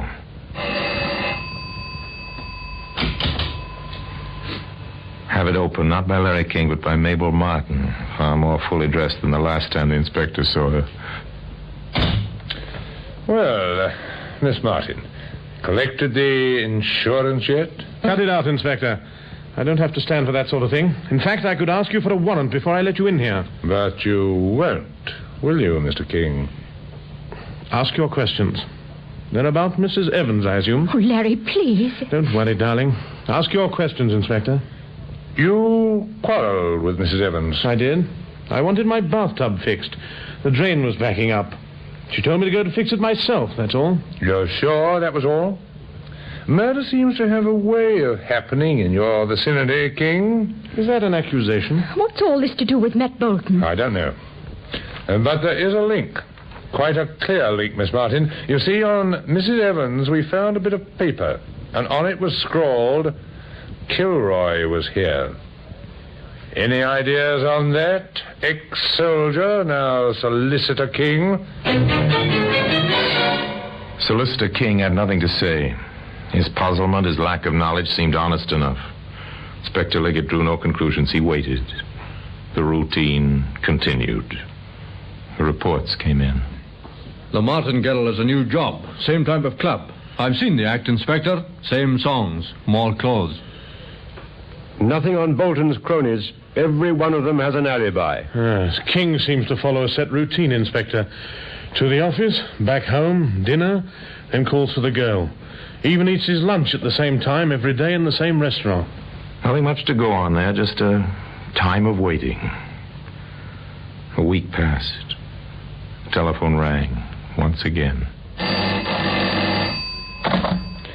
Inspector Liggett here. Detective Ashton, sir. We've another one for you. What? Yes, sir. A butcher this time. Name of Andrews. 2 blocks from the apartment house where King lives. Head bashed in with his own mallet. Scratched on the chopping block with one of his own knives is the same old message, sir. Kilroy was here. Kilroy was here. Familiar words with a smile in their words to remember fondly. 3 times they appear. On a butcher's block, on scraps of paper, and today they can be seen in the Black Museum.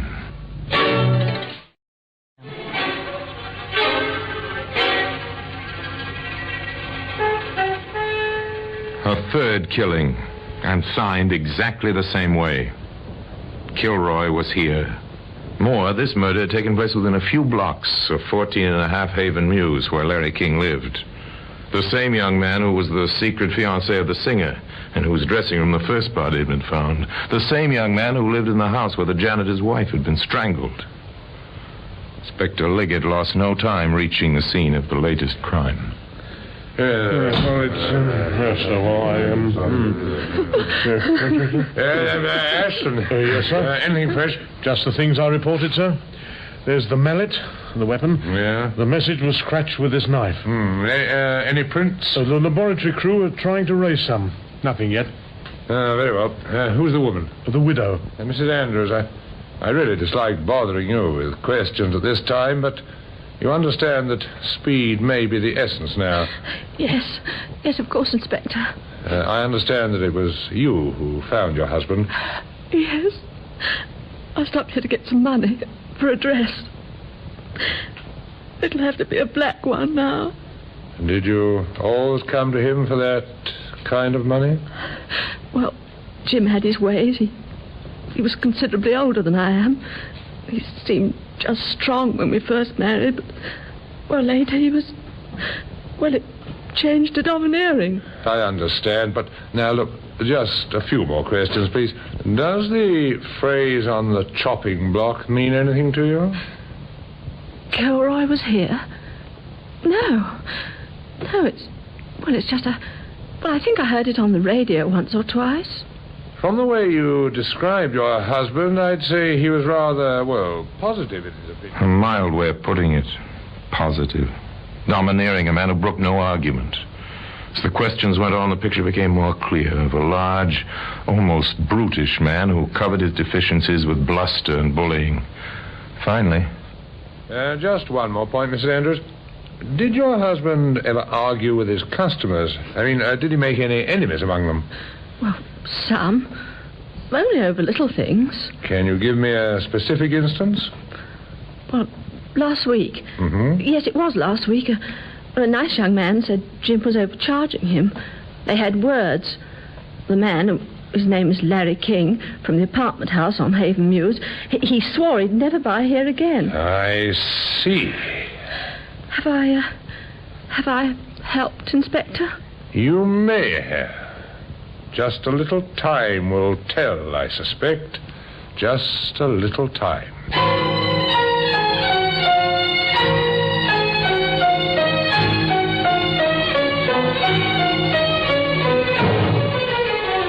A little time. Within the hour, Larry King was in custody, taken in charge for 24 hours on suspicion of complicity. His fingerprints revealed nothing. His answers to the barrage of questions revealed nothing. Wearily, the inspector and Sergeant Porter returned to the office to face unrelated facts and a no-progress report. Wearily, the inspector picked up the receiver of his office intercom. Yes, Sergeant? You have a caller, sir. Who is it? Miss Mabel Martin, sir. She insists on speaking with you. Miss Martin was ushered in, seated in front of the desk. I've got something to tell you, Inspector. Please do. Well, Larry didn't kill anybody. Didn't he? No. I did. Steady, Sergeant. Please take down Miss Martin's statement. Now, I must warn you, Miss Martin, anything you say will be taken down in writing and may be used in evidence. Yes, I understand. Now the floodgates opened.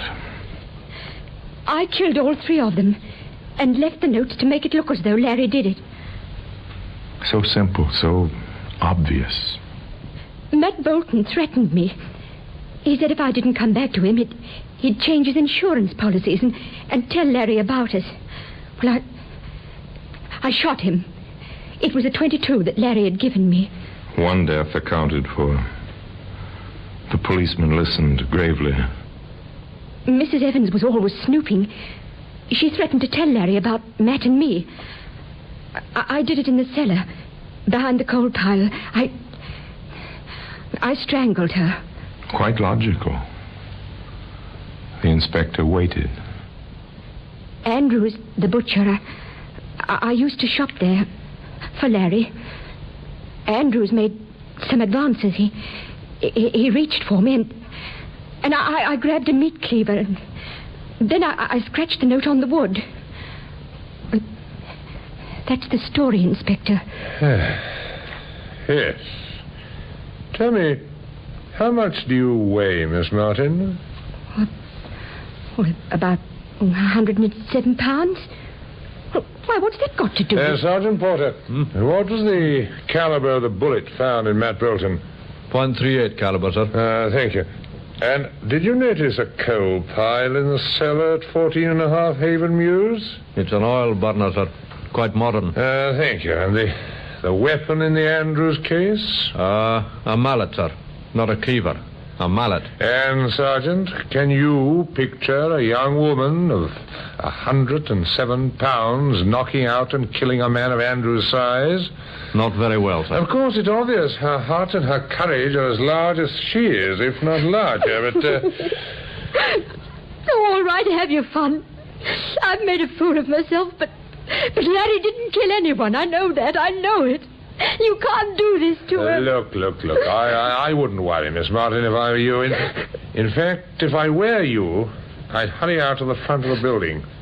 Mr. King is about to be released, and I think you'll want to meet him there, won't you? Oh, Inspector. Oh, Sergeant, Oh, forgive me, please. How about it, Porter?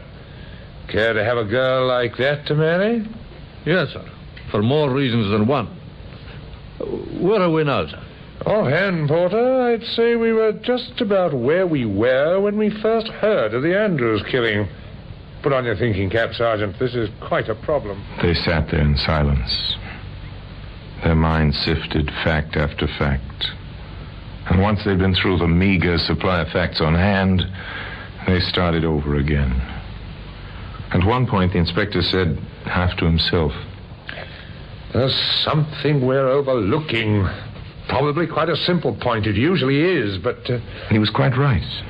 In fact, the inspector was quite appalled, so appalled. He spoke in what amounted to a whisper. "Sergeant, hand me that telephone directory, please." What? Oh, yes, sir. Can I help you, sir? No, thank you. Look, just get your hat, Sergeant. Get my hat? Yes, we're going back to 14.5 Haven Mews. That's King's address. Yes, and according to the directory, it is also the residence of one Joseph Kilroy, one of the 7 Kilroys listed in the London telephone directory.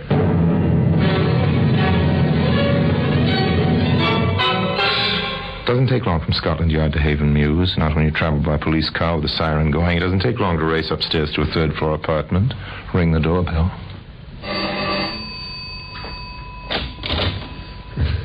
Come in, gentlemen. I heard your arrival in the street. What took you so long, gentlemen? Oh, really, now. Mr. Kilroy, I must warn you, anything you say... that's all right, I understand. Don't mind in the least. Well, I'll be... Watch him, Sergeant. I am, sir. Frankly... Liggett. Inspector Liggett. Ah, yes, thank you. Frankly, Inspector, I'm rather annoyed with you. Here I go to all the trouble of killing a man so that nice young fellow in 6G could marry that cute little baggage he's going with. And you arrest him instead of me. I see. I'm sorry about that, too. So you killed Bolton? Saw him one night treating the girl really nastily. Front of this house. If I may ask, why the woman? Oh, she was a nagger. Really annoying. And after I killed one, it struck me I couldn't be hanged more than once. So I might as well do old Evans, too. Thoughtful of you, Mr. Kilroy. That butcher was a private matter, though. He kicked a dog once. I saw him. Didn't treat his wife any better. No kids. Figured he'd leave her his money. So I got him with his own mallet. Quite simple, you see. And, you signed your name to each one? Oh, of course. Good deeds are scarce in this world. Thought I ought to get proper credit each time. Now, If you'll excuse me. Sergeant! Got it, sir. Good work, Sergeant. He's strong, sir. Stronger than he looks. Cases like this usually are. Well, we'll need the ambulance. Not the wagon this time, and use the telephone director, Sergeant. I find them quite useful books when I remember to use them. Who'd have thought it, sir? How many of our murderers are considerate enough to sign their killings, sir? Murderers don't sign their work, do they? Unless, of course, their sense of humor is as twisted as their valuation of human life. This killer did autograph his killings. And today those notes can be seen in the usual place for such things, in the Black Museum. Joe Kilroy was insane, of course, by every normal standard. Insane enough, certainly, to sign his name to 3 murders. And by every normal standard, the gentlemen of Scotland Yard acted correctly within the rules of their profession in tracing every possible motivation, every possible suspect, before they came to the obvious solution. After all, it is logical that when men spend their lives dealing with the deliberately obscured, they can actually fail to notice the openly obvious. Now the notes remain in their usual place, in Scotland Yard, in the Black Museum. And until we meet again in this same place for another story about the Black Museum, I remain, as always, obediently yours.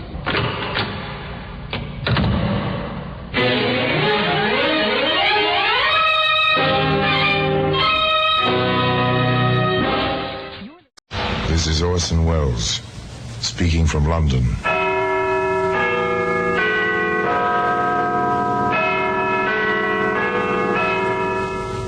The Black Museum, a repository of death, a repertorium of violence.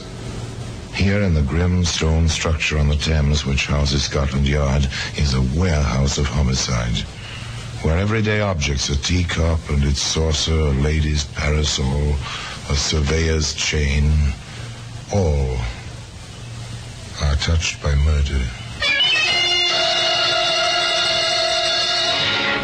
You take this mallet. It's a familiar object, a wooden mallet, worn, got a wooden head, marked, nicked with all its uses. Maybe you have one in the cellar, in the forgotten tool chest at the bottom of your closet, in the toolbox of your car. But I doubt if you would care to own this one. Hello. Here's something, Constable. Just an old mallet, Sergeant. Yes, notice the grease on it. And these. They look a bit like hair, don't they? Human hair. Well, anyway, today, the mallet can be seen in a very special place of honor, in the Black Museum.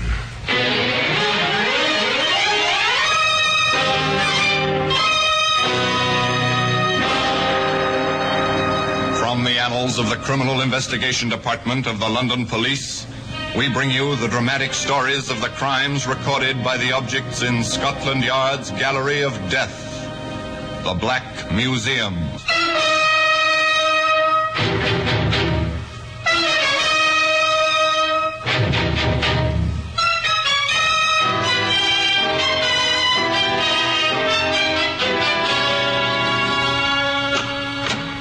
Well, here we are, the Black Museum. Scotland Yard's very special, very particular museum of murder.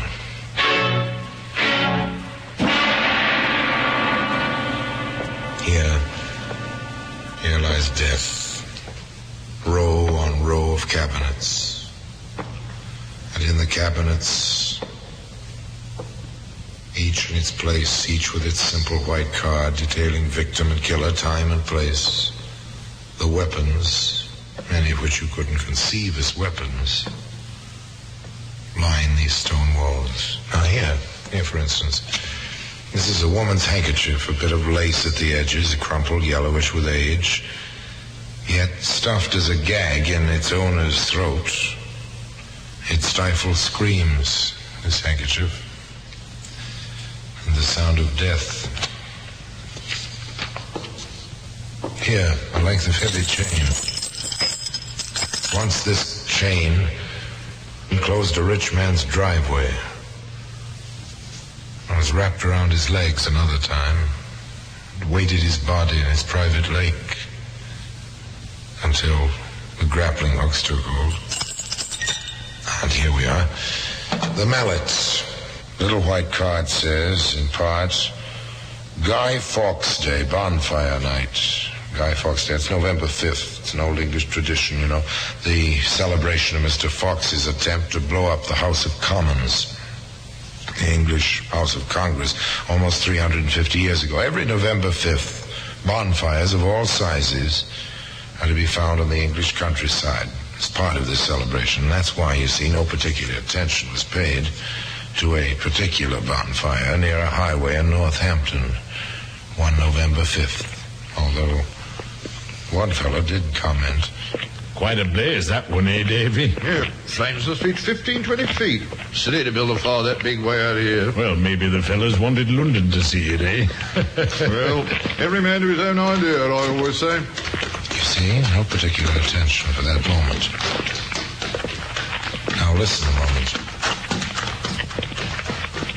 Yes, a man running up the road, past the two fellas trudging home. Hey, mister, anyone at that bonfire? Didn't look in a hurry, getting on to town. Yeah, I say, he's travelling. Think he's going to catch a train here about this time of night.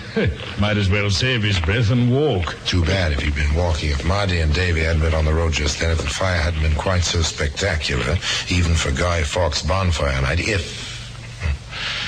However, the ifs don't count. Davy was a touch curious about that bonfire now, as he and his friend came almost abreast of the blaze. Mighty big fire. Think we ought to take a look, Marty? Oh, I'm tired. Fella said there wasn't nobody over there. He didn't. Said he didn't look. Well, I'm going to. Those spots get into the trees, we can have trouble, the wind and all.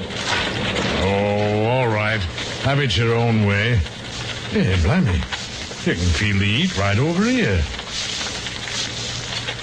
Here, that's no bonfire. It's a car burning. Here, we got to get help. This will make trouble. Come on. The two men dashed for town in the wake of the man who passed them, and there in the village, they found the local police constable. Quickly, they gathered tools left over from the day's bombing and buckets, stirrup pumps, and raced back to the fire in the constable's old car. They didn't waste talk at the scene. In a matter of minutes, the blaze was under control. A few minutes more, and they could get close enough to see into the car, or see into what was left of it. Not too close, men. There's a lot of heat there. Here, constable, point that flashlight over there. Where? To the right. No, more to the right. The front seat. Looks like a bundle of rags. Oh, that's no bundle. That's what's left of a man.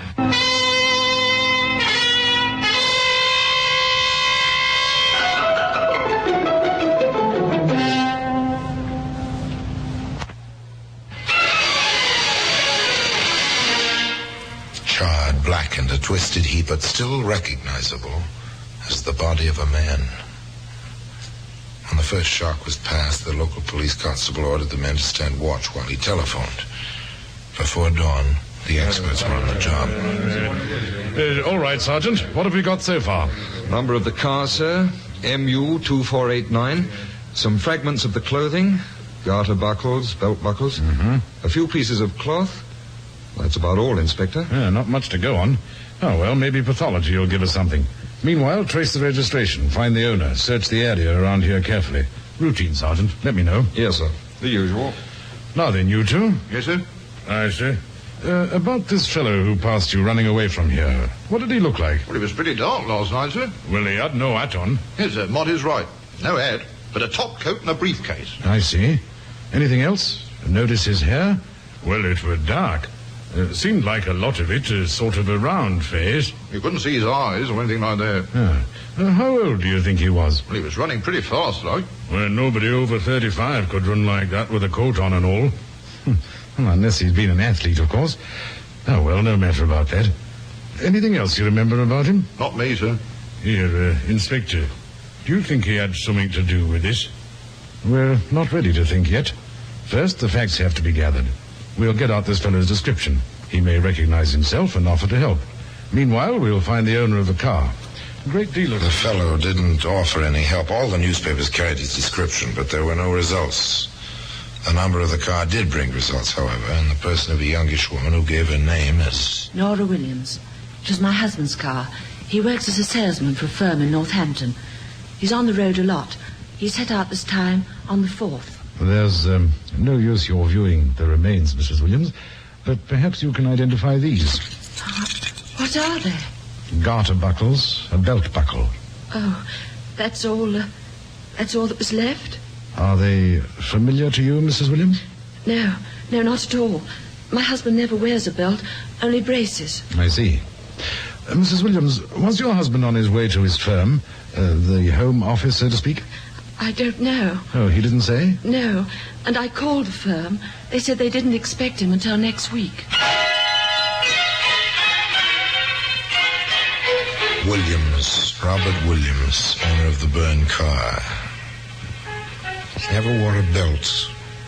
His firm didn't expect him for a week. Interesting. Maybe not quite as interesting as the little scene in progress under the wreck of the burned car. Hello. Here's something, Constable. Just an old mallet, Sergeant. Yes, notice the grease on it? And these. They look a bit like hair, don't they? Human hair.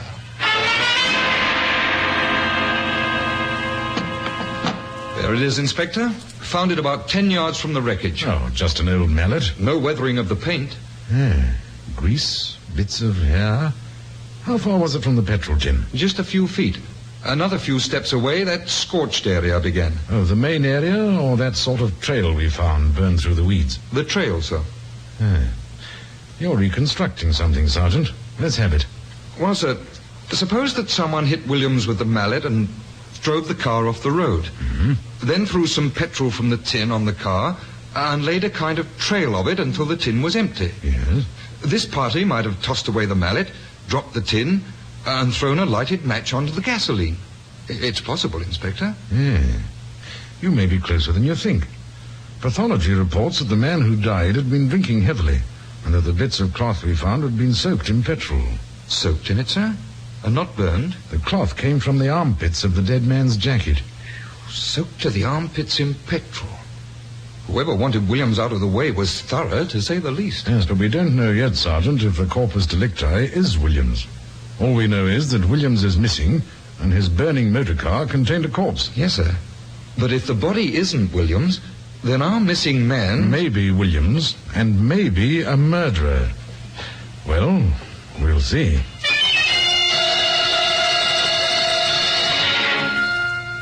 There wasn't much to see. No Williams, no identity for the corpse, just a few bits of blackened metal, funny-looking mallets, a patrol tin, a bit of scorched earth, a pathologist's report, but no Williams. That was all. And then quite suddenly there was a plethora of Williams. My name is May Williams. I haven't heard from my husband for 3 days. It's not like Robert. We were married in May. He wanted it then because my first name is May. I'm Dorothy Williams. I married Robert Williams 2 years ago. Our home's in Brixton. I have a little boy, Robert Jr., of course. I left the hospital to come here, Sergeant. Our son was born just 2 weeks ago. He's our second child. Robert and I have been married 3 years. He was at the hospital on Guy Fawkes Day just before he left on his trip. I can hear him saying, "Now, Elizabeth, don't you worry. I'll be back in 5 days." I interviewed Mrs. Williams myself, Sergeant. Her first name is Nora. I know it seems incredible, Inspector, so I checked the records first. Every one of these women is married to a Robert Williams, and every one of them says the license number of his car was MU2489. 4 of them. London, Brixton, Greenwich, and Bournemouth. And 3 children. What have we here, Sergeant? Motive for murder or suicide? And that mallet can be found today in an honored position in the Black Museum.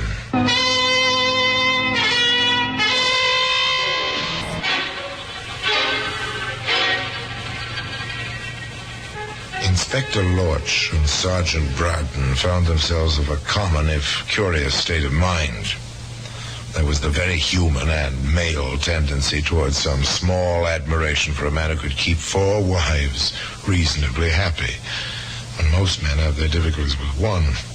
And there was the very stern necessity of finding this Robert Williams, who disappeared apparently into thin air, or who'd been burned to death on bonfire night in a blazing automobile. However, Inspector Lorch and Sergeant Bradden had something to work with now. They had 3 wives. The first one to be questioned was Dorotha Brixton. What can you tell me of his usual route in his business, Mrs. Williams? Nothing in that, Inspector. Robert never talked business much at home. Oh, what then, Mrs. Williams? What then? Oh, what did he talk about? That's right. Oh, pleasant things, the cinema, football matches. He was a great one on sports. And after a while, he liked to talk about the baby. Bob is only 6 months old, you see. Yes. Was there any regular time he was at home, like the 1st and 3rd weeks of the month, for instance? No, sir. He'd be at home when he could. It was a bit difficult at first, getting used to that, but I managed. And he's so regular with the household money. Every Monday morning in the mail if he isn't at home. By cheque, Mrs. Williams? No, sir. By money order. Or in cash, sir. Have you cashed in the last money order? Would you know where it was drawn? No, I can't say, sir. I never took notice of that. Oh, Inspector? Nothing much there. Nothing much except a picture of a quiet, rather shallow fellow interested in sports. It was Sergeant Bradden who took on May Williams. May Williams. She was young and quite pretty and very frightened. For you, Mrs. Williams, 3 days is a long time. Like 3 years, almost. He wrote me every night he was away, and now... Oh, Sergeant, that wasn't my Robert in that car, was it? We don't know. Not yet, anyway. Suppose it wasn't. Suppose your husband has just disappeared. Oh, he'd never do that. Robert's a wonderful man. Athletic, thick dark hair and a round face, almost like a boy's. That much tallies with the man on the road, at any rate. We hope we can help you find your husband, Mrs. Williams. Elizabeth Williams is no fool, and a newborn baby can be quite a problem when your only means of economic support has disappeared. You see, Inspector, he told me this trip was taking him to Kent, and now the car's turned up in Northampton. Well, you can see why I'm so worried. And under those circumstances, of course. I never questioned Robert very much about his trips. I guess I was too glad to see him home. And he never stayed long enough to wear out his welcome. Ours wasn't a slippers and pipe kind of existence. And do you have many friends in your neighborhood there in Bournemouth? I do. Robert never cared to go out much. I see. Well, for a man of about 35, that doesn't seem, well, too normal. We liked each other's company, and there isn't very much money. So when Evelyn was born, we let ourselves get tied down. Now that Gerald's here, well, even more so. And you say he was at the hospital on Guy Fawkes Day? Yes, he brought flowers. Oh, I told him he shouldn't spend money on frippery like that, but it was sweet, and yes, he did say something about tomorrow will have to take care of itself. Of course, not one word to any of the 4 women about the others. This was a matter for the inspector and the sergeant to keep strictly to themselves for a while at least. But beyond this, nothing. No sign of Robert Williams. Routine, if thorough, checks were made of the 4 areas where the 4 women lived. Inspector Lorch here. Call for you, sir. Mr. Thomas Brickwell from Farringham.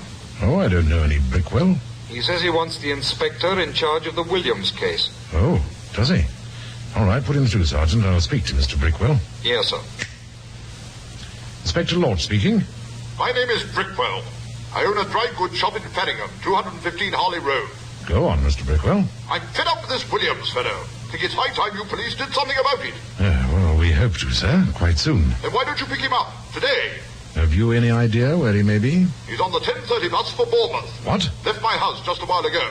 Oh. As far as my daughter Mary is concerned, I'd be just as pleased if she never saw him again. Oh, is he your son-in-law, Mr. Brickwell? Not yet, and never, if Mary will listen to me. I don't like the whole thing, Inspector. Turns up without his car, then the car is reported burned up, and Williams won't go to the police. Mumbles something about not wanting to be involved. It's a funny business, and I'm interested in protecting my daughter. Well, you've been most helpful, Mr. Brickwell. We'll be in touch with you shortly. Good day, sir. Good day, Inspector. Yes, sir? Sergeant, our man is on the bus that left Faringham for Bournemouth at 10:30. Check its first stop and pick him up. It looks as if he left his latest conquest to visit his latest offspring.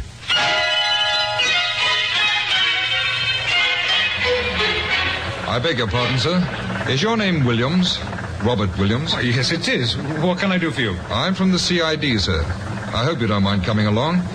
Inspector Lorch would appreciate a word with you. May I see your identification? Of course. Here you are. I see you. Oh, very well, Sergeant. You know, it's a little strange. Actually, I was on my way to see you. Well, that was his story. And he stayed with it all the way. He was on his way to the yard to tell his story. And it was quite a story. Let's have that again, Mr. Williams. I picked up this hitchhiker, you see, just below Northampton. He had a bottle and began to drink rather steadily. See? I was just about on the verge of asking him to leave the car when the engine began to cough. I was getting out of petrol, so I pulled over to the side of the road and off. My passenger seemed to be asleep. I took the petrol tin from the back, the one I keep for such emergencies, you see, and just as I started for the road, the man called out. Oh, he wasn't asleep then? Apparently not. Did I have a smoke on me, he wanted to know. I tossed him a cigar. Never smoke myself, but just keep them for the customers. You know how that is. Yes, of course. Go on, Mr. Williams. Well, I started for the road again, and suddenly I heard a kind of whoosh behind me. I looked, and my car was a sheet of flame. My passenger was in the middle of it. I must have panicked. The next thing I knew, I was running up the road. And that's all you remember? That's all. Anything you want to ask him, Sergeant? Yes, sir. Mr. Williams, you took your briefcase with you when you went for petrol? I was afraid my passenger might steal it. He had his hand on it several times earlier. You don't wear hats, Mr. Williams? Well, I must have lost it. When I realized I was running away, I realized, too, that I had no hat. I bought a new one. How about trouser belts, sir? No, only braces. That's all. Thank you, Inspector.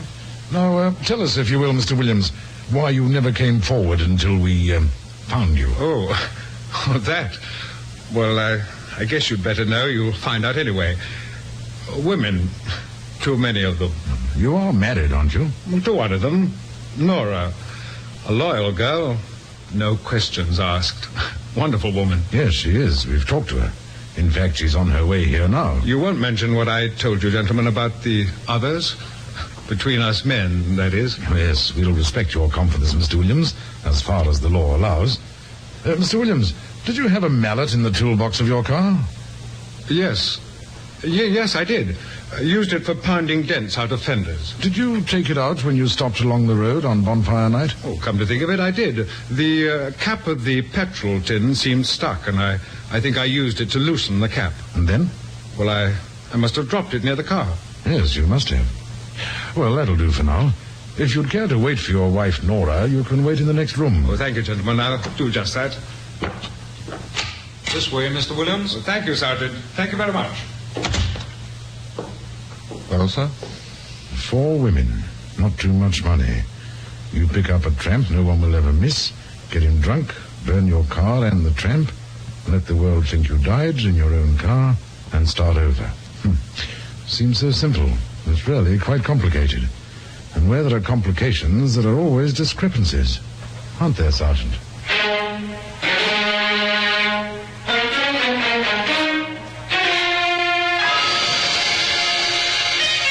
Discrepancies. Yeah, several.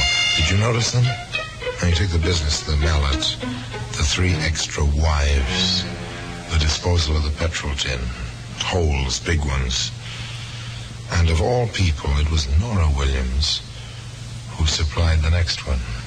If I may, Inspector, I'd like to have my husband's wallet returned now. Oh, is there something in it he particularly wants? Yes, some of the money. He's out of tobacco and wants to buy some cigars. Oh.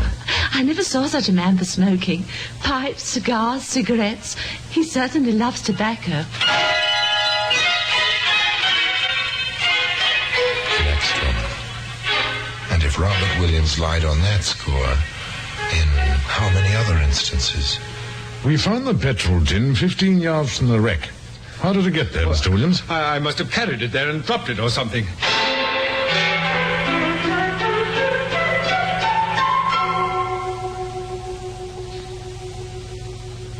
Our pathologist states positively that the hairs caught on the mallet are human hairs. How do you account for that, Mr. Williams? How should I know?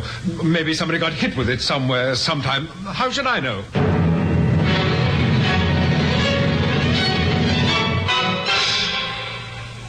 You said you don't smoke.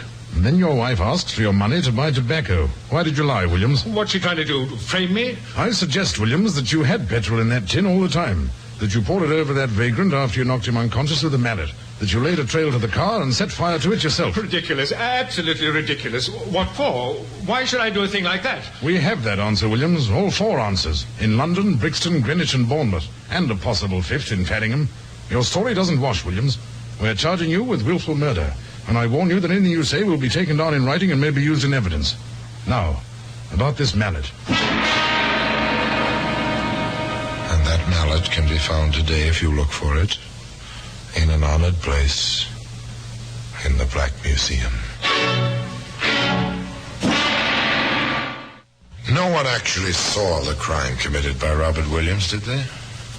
But the circumstances were clear, and certainly Williams's life was the life of a rascal, to say the least. However, it may interest you to know that the day following Williams's execution, a London newspaper published a last-minute interview with the prisoner in which he confessed the crime, admitted the details as Inspector Lodge had deduced them, and revealed for the first time that the man he killed was entirely unknown to him, a vagrant whom he'd picked up in his car once or twice before.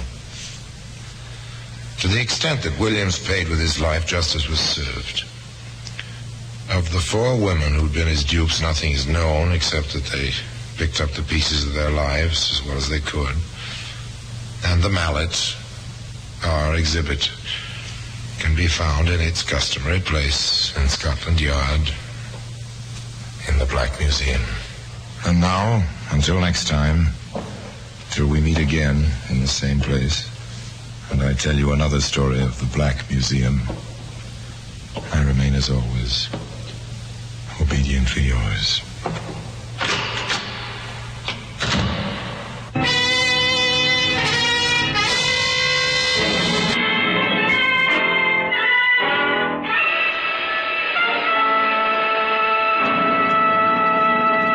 This is Orson Welles, speaking from London.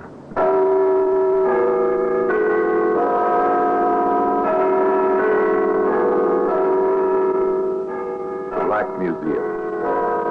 Here in the grim stone structure on the Thames, which houses Scotland Yard, is a warehouse of homicide, where everyday objects, an ink bottle, a child's raincoat, a sofa pillow, all are touched by murder.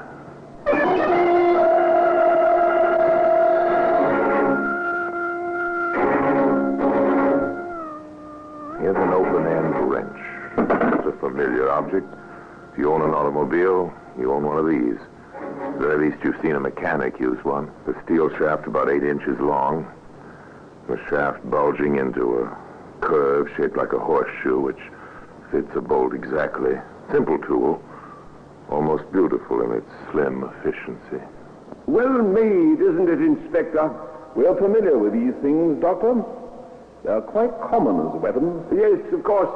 One's skull could be cracked rather efficaciously if this were brought down hard on it.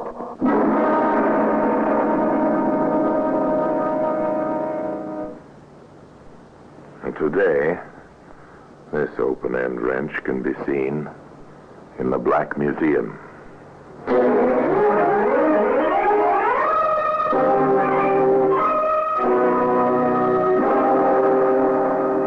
From the annals of the Criminal Investigation Department of the London Police, we bring you the dramatic stories of the crimes recorded by the objects in Scotland Yard's Gallery of Death, the Black Museum.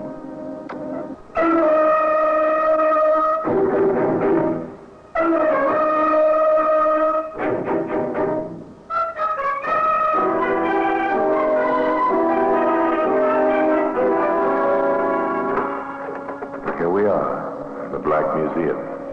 Scotland Yard's Museum of Murder. Yes, here lies death. Here in silent rows, is the ordered catalogue of the violence wreaked by man on fellow man. Here's an empty cardboard match cover. Perhaps you've tossed one into your own wastebasket this very moment, but not like this. Let's hope. You know, from this one, the sulfur-headed matches were ripped to start a fire. A woman died in the burning building. Later, a man died at the end of a rope, trapped by the printed advertisement on this match cover. Ah, yes, here we are. There's the open-end wrench. It's a common tool among mechanics, even among non-mechanical types, bookkeepers, clerks, teachers. No sign of violence or death upon it. Merely a bit of shaped, patterned steel produced for use in the manufacture and repair of modern machines. Look at it in ordinary circumstances, and it'll evoke no thought of tragedy in you, or even in the motorist who traveled an English highway one quiet spring morning. Going at a normal speed, enjoying the fresh sunlight, the new clean green of fields and rising hills. The road curved ahead. White posts marked the edge of the embankment. The road heeled slightly, turning to the left. Ah, quite a view. Good God, that's a nasty curve. If you're not awake. That fence. It's smashed. Good heavens. There's a car down there.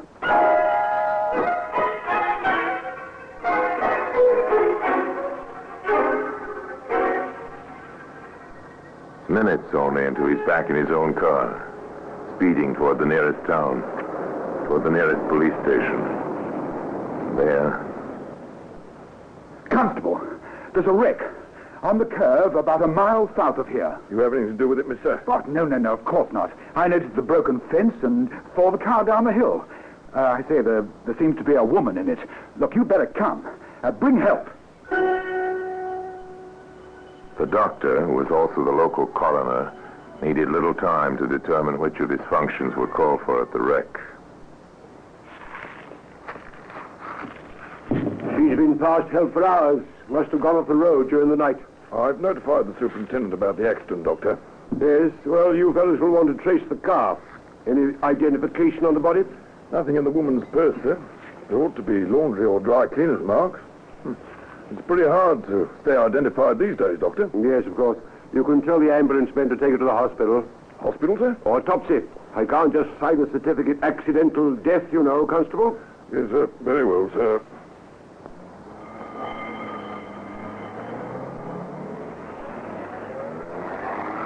The ambulance drove off to the local hospital. Dr. Mason followed in his own car. At the wreck, the constable saluted a newcomer. Good morning, sir. Good morning, Johnson. Turned turtle, I see. Yes, sir. This is the man who discovered the wreck, sir. Mr. Frisbee, Superintendent Foster. Oh, how do you do, sir? Mr. Frisbee, yes. You left your name and address? Well, with the constable, sir. If I may, I have a business appointment. Yes, you go ahead. We'll send for you if we need you for the inquest. Oh, thank you, sir. Well, just let me know if you want me. I'll be available. Any time, sir. Anything extraordinary, Johnson? Nothing, sir, so far as we've seen. No fire? No, sir. I'll have a look at it. Very good, sir. Superintendent Foster poked around in the twisted metal. A point caught his attention. Johnson, any idea which way she was traveling? Downgrade, sir. There are rather clear tire marks on the roadway leading to the break in the fence, sir. Downgrade? Strange. The gear shift lever's in second position. Second gear, sir? Apparently. That grade isn't that steep. Just a point. Well, a woman driver, strange road at night. She wasn't in the driver's seat, sir. Oh? Tossed over as the car fell? Can't say, sir. I'd have expected, sir, that she'd have been pinned behind the steering wheel. Yes. You may be right about that. Well, we'll leave things as they are. The insurance people usually want to see these wrecks. Hello? What's this? Open-end wrench, sir. Probably from the... Yes, Constable? I was going to say the toolbox, sir. But the toolbox was locked. No other tools around. We'll bring it along to the station house. No sense leaving it out here to rust. And usual routine. Trace the registration of the car, locate the owner, or the next of kin, and check if it was the woman's car.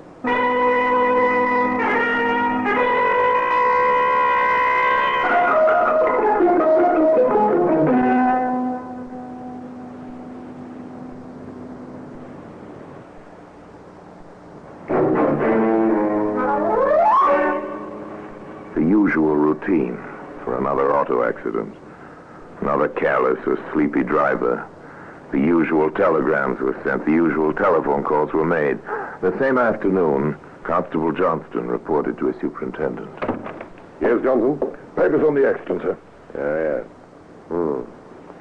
I see. Owner Martin Beach. Avon Mews, London. Has he been notified?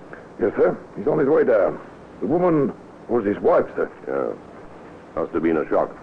Well, I took the call, sir. He kept saying he couldn't understand what she was doing all the way out here. Well, we'll deal gently with him.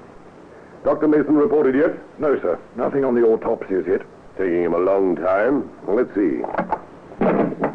Get me Dr. Mason, please. At the hospital. Did you make certain on the tire tracks, Johnson? We did, sir. They matched perfectly. The car was coming down, sir, on the side of the road away from the fence. It seems to have swerved suddenly, just above the curve, and made rather a beeline for the edge. Are you suggesting she went over purposely, Johnson? No, sir. It seemed like a point, sir. Most cars at least try to follow the road, sir. I notice you keep referring to the car, and not to the woman. She wasn't in the driver's seat, sir, when we found her. Stickler for detail, aren't you, Constable? Come in.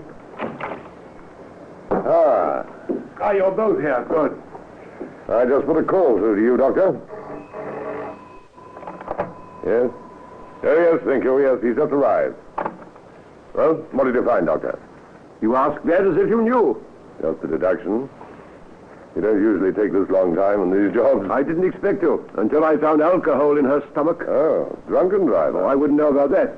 In any case, she wasn't driving when the car went through that fence. Johnson's been suggesting that rather stubbornly. He couldn't be more right, Foster. Why not? The dead don't drive. Hello? Anything else? Quite a bit. In the first place, death was not caused by the accident. She was dead well before the car went over. You told us that. You know how? Strangulation. Choked. Probably unconscious at the time. Well, what do you base that conclusion on? 4 bruises. Head and neck. I noticed those. I thought the accident... Well, the dead don't drive and they don't bruise, Constable. Those marks were made while she was still alive. I see. Definitely murder, Doctor. Definitely. I'd like to see the body. Come along, Constable. Your instinct... 3 men enter the morgue at the small country hospital.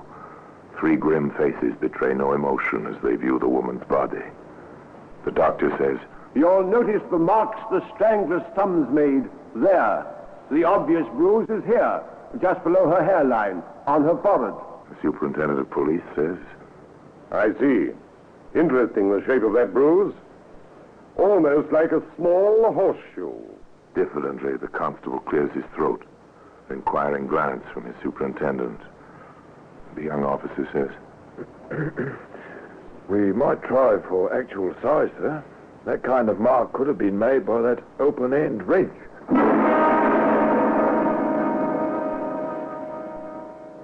Now today, that open-end wrench is to be seen in the Black Museum.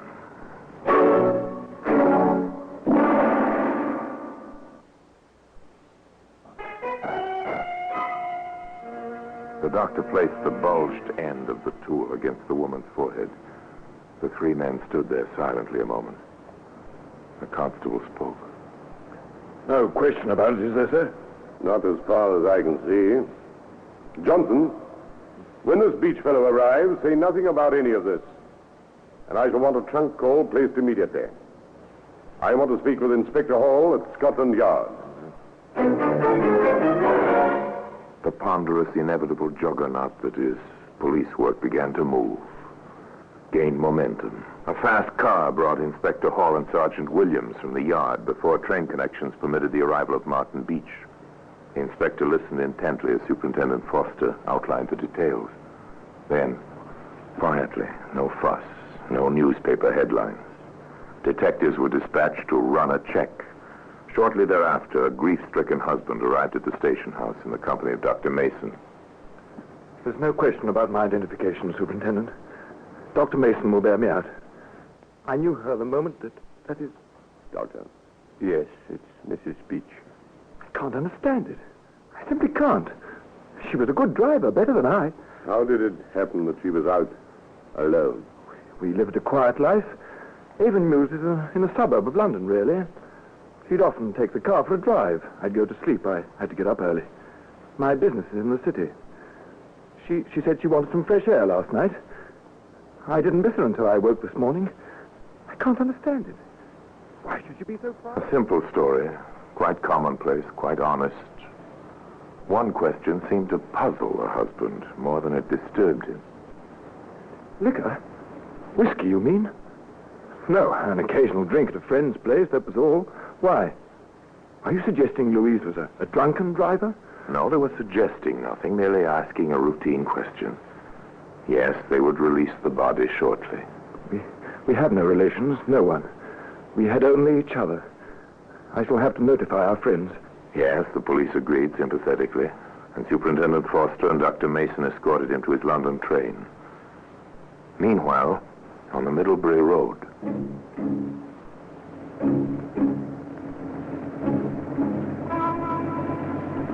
Your name, Carey? Yes, sir.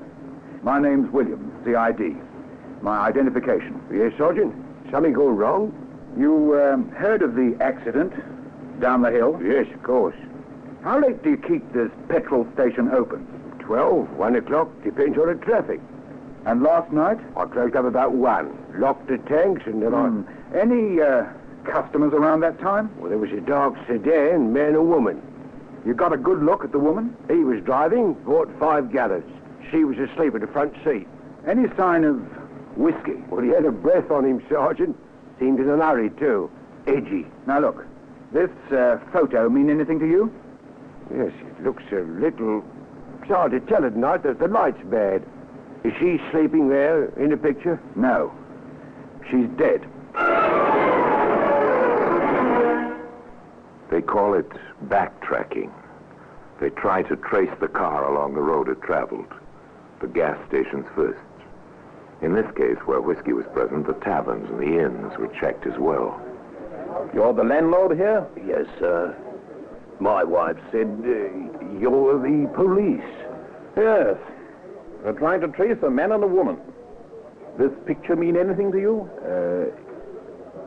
Yes, sir. She was here last night, till closing time. Had a bit too much, I'm afraid, sir. No. Was she alone? No, sir. No, with a shortish fella. Dark, quiet, in a nervous sort of way. I remember, because, he wanted to buy a bottle, but I'd none to spare. And I rather thought what with driving and all, they'd already had enough.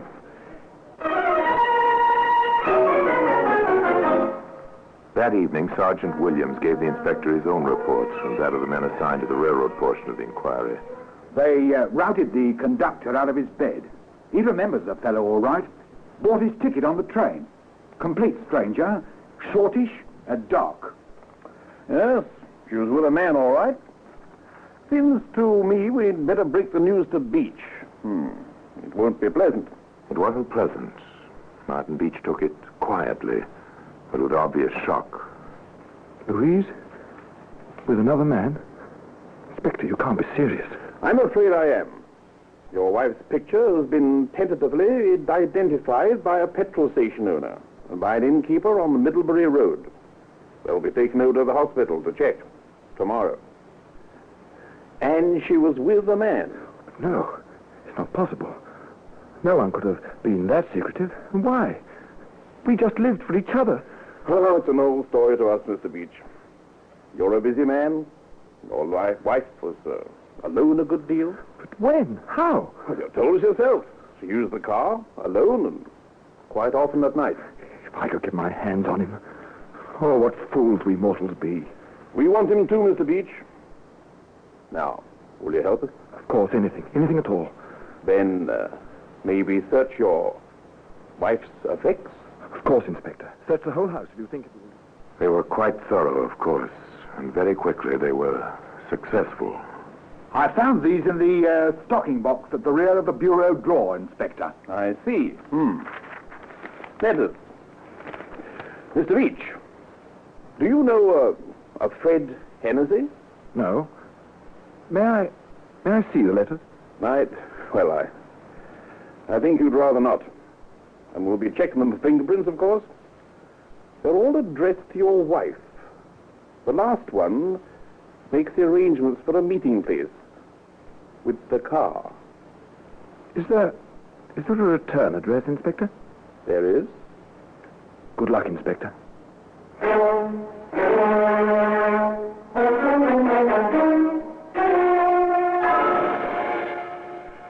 The inspector and Sergeant Williams had luck.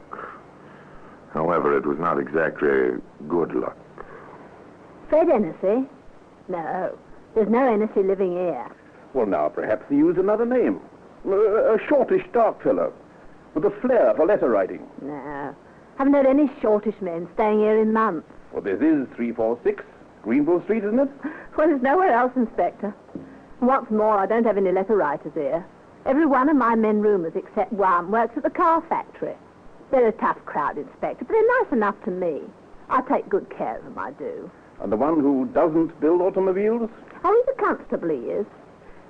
Now, what would you want to see him for?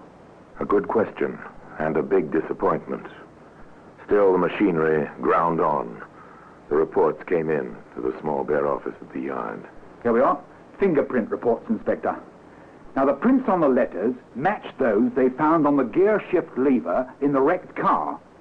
The ridge patterns conform to the smudges on the wrench, too, sir. The conclusion is obvious.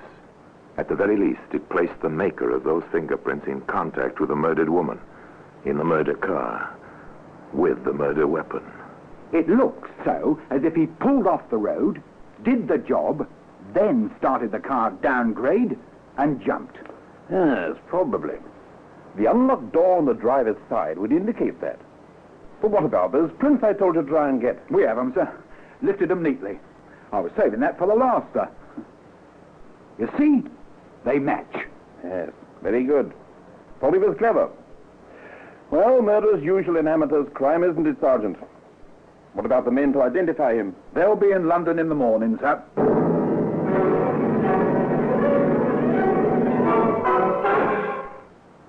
To Sergeant Williams, the case seemed complete. The inspector was still somewhat cautious. It will stick, sir, in any court. I'll feel better if we have the motive, Sergeant. I like a complete case. Identifications have been upset before, and even fingerprints. Given a good motive, we'll hang the gentleman. In fact, we may be able to say he hung himself with his own cleverness. Inspector Hall here. I see. Very good, Davis. No, just keep your eye on the place. Williams and I'll be along directly. Get your head, Sergeant. Very good, sir. Our quarry's gone calling on the lady, and so are we.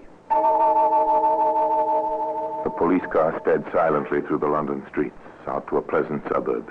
It drew up to the curb near a small house detached from its neighbors, surrounded by a hedge and trees.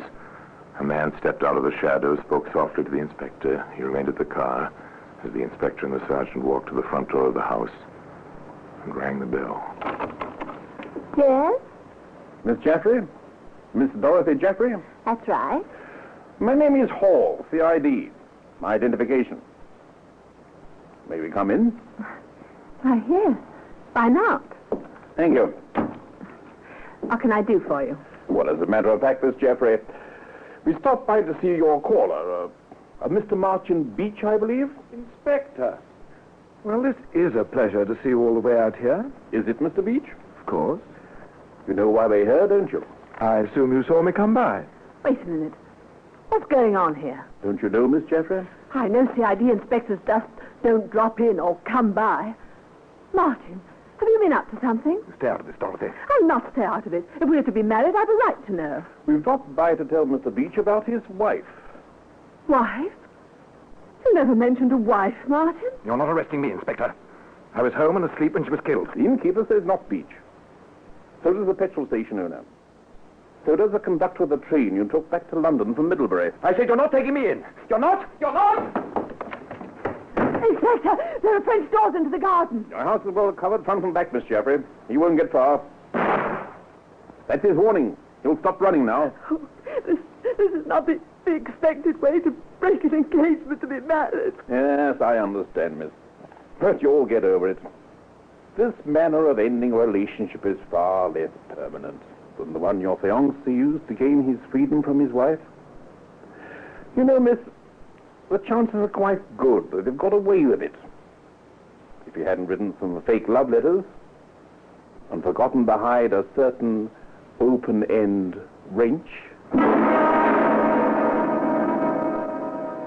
And today, the open-end wrench can be seen in its special place in the Black Museum.